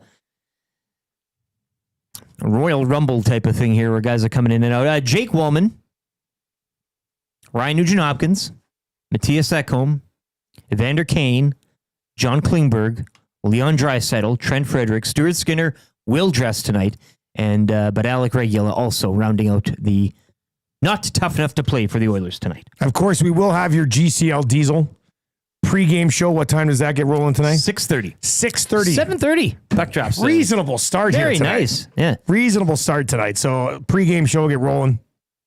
The Edmonton Oilers have won 9 of their last 10 against San Jose. The 2 games this year were both 3-2. In those games, though, the Oilers did have 38 and 42 shots. Last year, they beat them 9-2, almost a year to the day. So they spanked them late in the year last year. Can they do that again here tonight? I mean, depending on the health of the lineup, I think it should be a comfortable way. What are you going to squeak out 3 against the Sharks this year? Come on. They still get them one more time. They do get them one more time. That could be your hammering. Is that the blowout one? Tight one. This is another tight one. I don't know. What's your key to a victory tonight? The key to the victory will be off the ice, and being that it is Clinchmas, being that it is a Friday, being that it is a 7:30 and early puck drop, and being that it's fan appreciation night. No, we jest. The final game against the Sharks will be one where it's, everything will be written in stone. This is the one you hammer them. So I think tonight, given the circumstances, given that it's a chance to officially clinch, given it's a chance to not only clinch, but eliminate the Flames' 0.0001% chance of, doing anything right.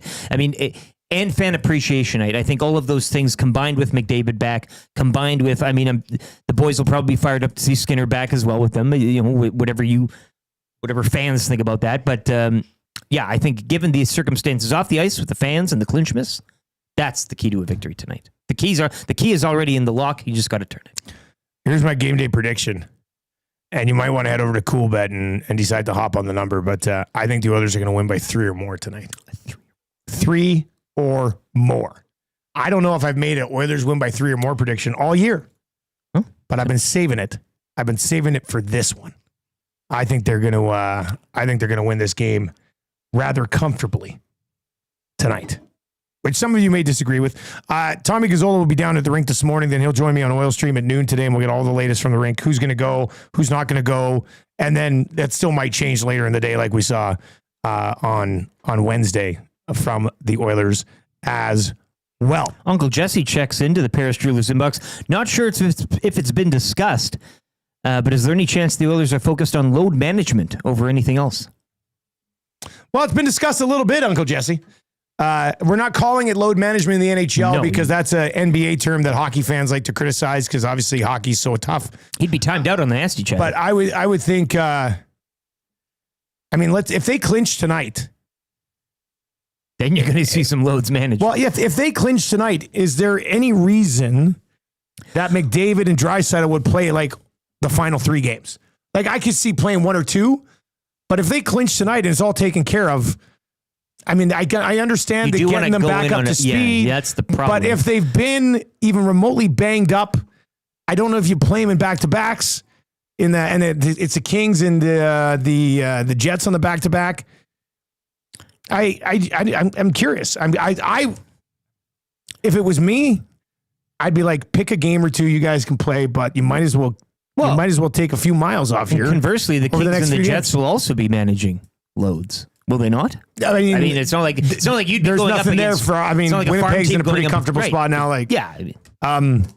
So I don't. I would lean more towards rest than like. Look at McDavid.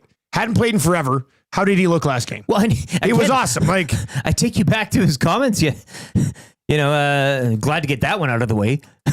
Yeah, just And he had three assists for the first time in close to a month. Well, good question though, Uncle Jesse. I see what you're saying there, buddy. he's not sure if it's been discussed. No, it is. It has. I promise you, it's been discussed. Tongue in cheekness there from. No, I think he might just not listen all the time. okay. I think maybe that's it. All right, let's get into the old ball and chains here. All right, let's get into. You got that beer song over there, Brendan? Kicking around. Rick's gonna go grab our stuff from Half Hitch. Big Hugh's looking good today. He's wearing his Masters green. If you have it, you can get to it, Brendan. If not, Eric will grab the beer and we'll dive right into the segment. It might be kicking around over there. I think Trev plays it off the board, but yeah, got it. Hit it. Give it to me.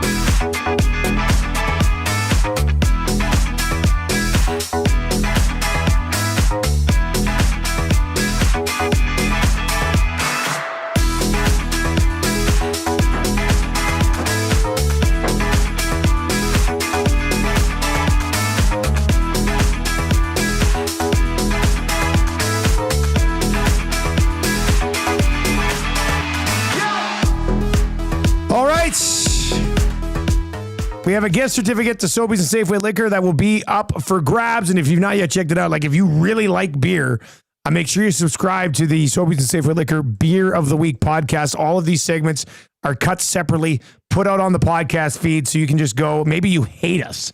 You hate sports, but you just love beer so much that you only want to listen to beer content.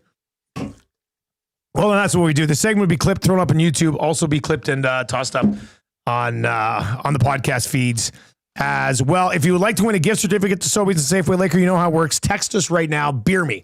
Text Beer Me to 780-218-9999. Big Uke, you're already in the building.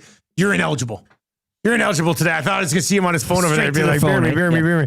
All right, so let's dive into this. We've got Carl, who's in charge of business development with Half Hitch Brewing Company. And we've got the Half Hitch was dropped off. We've got the Farmer's Daughter. We're going to try that. We've got the Papa Bear, and we've got the Fire and Fury.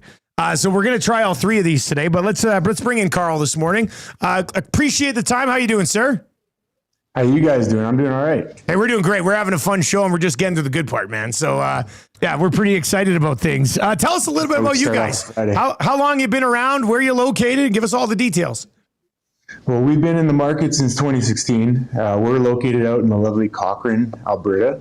And, so we've, like I said, we've been in the craft beer market since 2016, came out of the gates with these three beer in particular. Actually, we have a shotgun wedding as well that we came out of the gates with. We're a family business. My older brother, he came up with all these recipes. He's truly a magician when it comes to developing So he's the recipes. scientist. He's the guy. Like, yeah, he's the guy. I mean, I've never had to worry whether or not he was going to put a good brew together.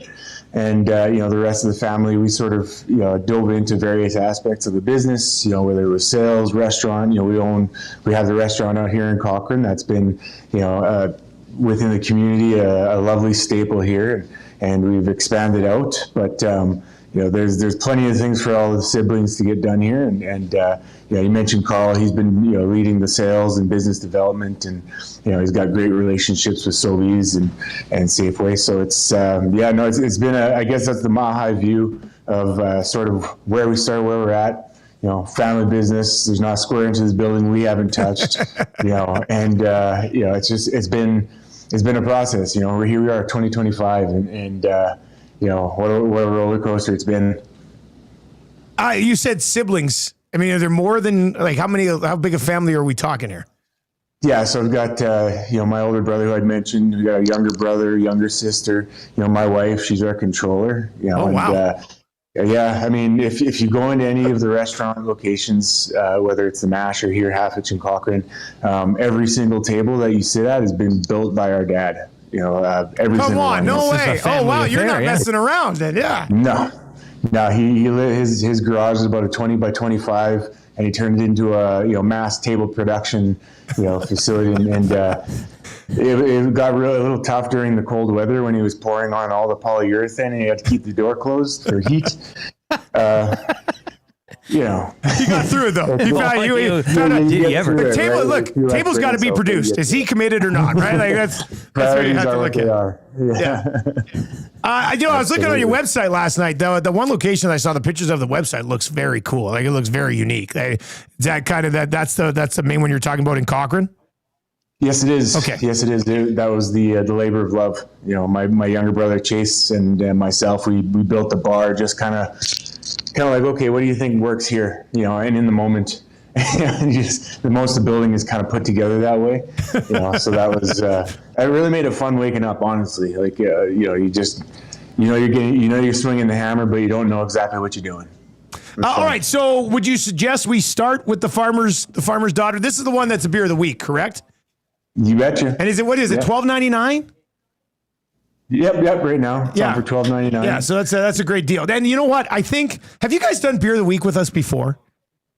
Because I think I've had this farmer's daughters before. I think even if it was a few years back, we've been beer of the week before. Okay. We've been working with Sobeys and Safeway for some time now. So yeah.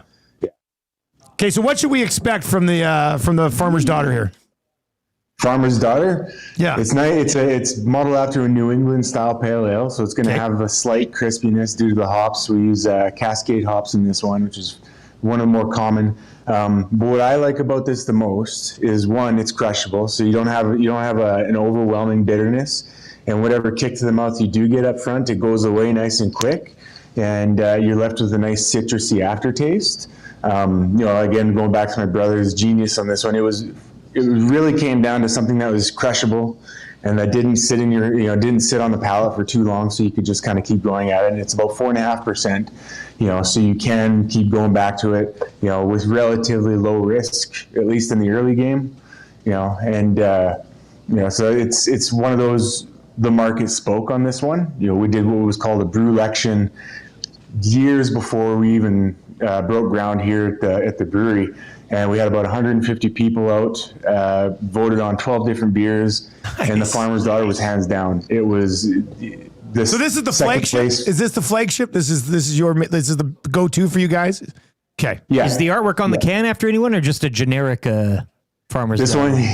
This one's generic. However, if you ever saw some of the original designs on these cans, there was actually a story behind it all, and. That was one of the questions we'd always been asked. It's funny enough, no, but you could pick and choose whoever you wanted to and apply the story if you try hard enough. I'm getting a young Elizabeth Shue vibe from the farmer's daughter. I'm a big Elizabeth Shue guy. So, all right, hey, cheers to family business. Let's start there. Cheers, Kyle. Cheers to family business. Great stuff you guys are doing. This is great. Appreciate it. Oh man! And I was perusing too. Your food menu looks 5-star. Burnt eggs, burgers, sandwiches. Who runs the food? Is that a cousin or something, or you? Yeah. No, you know what? We just wanted a high-end pub fare food, and over time, you just kind of start honing in on what works over time, and you just keep repeating that, and as long as it's got a good amount of salt in it to keep people thirsty, I think it's a good win. That's just it. Papa Bear Prairie Ale. The can has an older gentleman with a shotgun sitting there. Also generic? Sitting there waiting. Yeah. Is this the guy that builds the tables? Is that what we got here? Yeah, actually. Well, the image, funny enough, was generic, but going back to the older cans again, there was a narrator on the cans, and we kind of gave a homage to our old man. It really spelled out his character, the principles as far as the community aspect, willingness to help, stuff like that. So while the the guy in the chair that looks nothing like our old man. You know, he does the shotgun in his hand will probably be a bit more of a personality indicator, but a true teddy bear for sure. Kids menu as well, chicken fingers. Oh, perfect. I mean, I'm a big kids menu guy, so that's. They might call you out. That's smart. Yeah, that's okay. I'm fine with that. All right, hey, let's go. Cheers. Well, I mean, you're down in Cochrane, but cheers to the Oilers with a chance to clinch tonight. So I don't know if you're a Flames fan. Sorry to do that to you, but comes down to Canadian teams at some point, right? I mean, there's going to be hopefully 5 of them in the playoffs. So maybe this is finally, man, this is really. Yeah. So tell me about Prairie Ale. Prairie Ale. I don't think we've had or tried a lot of Prairie Ale. No, what makes it a Prairie Ale? The Prairie Ale. It's good. You know, it was a few years back now when this one came on the market, and it was kind of a category in of itself that was created here in Alberta to represent all Canadian grain. You know, so anybody that brews in the Prairie Ale category, you can rest assured that it's true Canadian beer. This one in particular, we call it the 100-kilometer ale because we source all of our grains within 100 kilometers of the brewery. Nice. You know, and it was modeled after a Kolsch originally. You know, so we try to stick true to that flavor profile. This one wasn't one that we came out of the gates with. This was one that we brought on because it was so popular. And actually, I believe it surpassed -- in draft sales for us. Can sales, it's still pretty back and forth between Farmer's Daughter and Papa Bear. But as far as volume goes, the market's spoken. Yeah, you know, you just got to keep giving them what they want. That's a really good one. And now we've already poured our Fire and Fury. This comes in the tall can. It's a red ale. What's the backstory on this one? What should we expect from this red ale? Well, I can't stop going back to family on this one. You know, so this one is literally part of the lineup because our dad told us to. It was his favorite. You know, my older brother Chris, he kept brewing it for any sort of staff events that they were having. And at a certain point when we were, you know, after we broke ground, my dad just says, "This is part of your lineup," and that is what it is. That's just it. This is it. How do you say no? But but to his point, it is a really, really solid ale especially as far as ambers go, and you know, it's one of my favorite. So it's good caramel base to it. Again, it's only about 5%, you know, on the alcohol level. So it's similar hop profile. It's not too overwhelming. Something you can crush, and it goes really well with red meat. Okay. Oh, that's good to know too. All right. Well, cheers to the Masters. The Masters, they're around 2 underway here. A tradition unlike any other. It is crushable. That's the ticket. Yeah. That's good, man. These are all. How many beers do you guys have? How many are you rolling out right now? We got the 3 here, but what's the number? We have 3. Shotgun Wedding. We have the IPA. We'll be coming back in the summertime with our cider. Okay.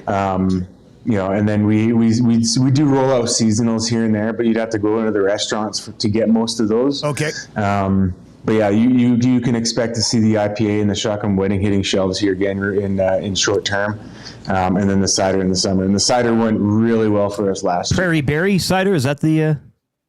No, it was the Prairie Berry cider, and you know, we might have some slight differences this year, but not. We're going to try and keep it as similar as possible. We in Alberta, we love to have our fruity ales, which you gotta love us, right? I love them. I mean, they're some of my favorites. So, what's the website again if people want to check you guys out for more information? So it's www.halfhbrewing.ca. Perfect, man. We really appreciate the time today. Excellent beers, and best of luck as you continue to grow with the family. Appreciate it very much. You guys enjoy your weekend. There you go. That is Kyle from Half Hitch Brewing laying it out for us. All 3 of them. What was your favorite one? You know where I'm going. It's the red ale. Yeah, I should have. I was waiting for that one. I thought my answer was going to be Farmer's Daughter, but this Papa Bear Prairie Ale is like a really smooth sort of. It's different. That Prairie Ale, there's a difference. There's a unique difference to that. It is. This one's mixed a little bit with the Fire and Fury. Well, you don't mind an old mix, though, do you? Yeah, the Prairie Ale is one of the more unique ales that I think we've had. Mm-hmm. That's a good beer.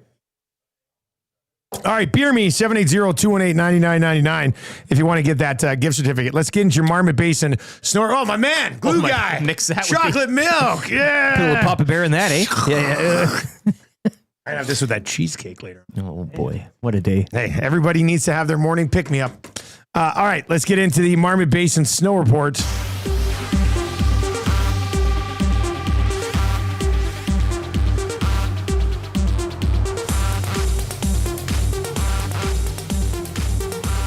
so stoked. Like, winter's here. I'm stoked. You stoked? I'm stoked. Just I'm so stoked.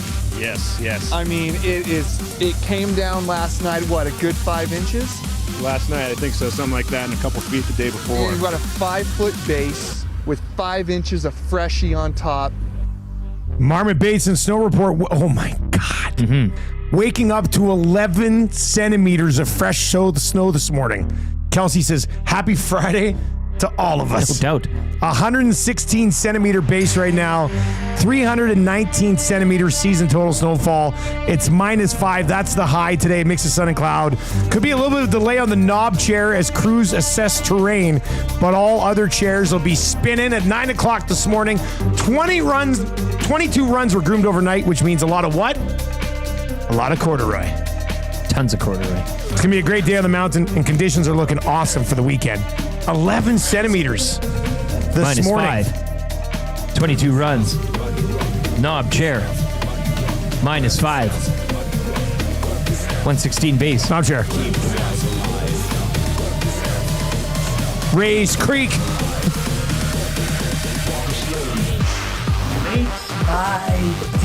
Marmot Basin snow report. All right, let's get into the wrap for William Huff. If you want your place to look as good as ours, go see Bruce and the team at William Huff. I know they're working on do you remember the playoff stuff we had last year? The stickers and the banners. And they're working on, there's Bunting. Let's see these shoes. Nikes. Oh, it's X-Pac. X-Pac's in the house. Bunting will be on the hangout coming up with Big Uke and Glue Guy. And this will be a fun hangout. And it's going to be a great hangout today. So make sure you're sticking around for that. We're going to get to text of the day right away. But if you need your place to look good or you need promotional items, get it done at William Huff. They've been doing this since 1952, so they got a ton of experience. I sure hope we're still doing it with them when they hit their 100th anniversary. You and I are like in our 60s, and we're just like, William Huff's been around for a century. If you want your virtual reality to look as good as ours. That'll probably be the case by then. You're right. What did we learn on the show today, buddy? Well, I know how this affects your fantasy draft boards, but Joe Flacco, Browns, 1 year, $4 million. You know what? 13 million incentives.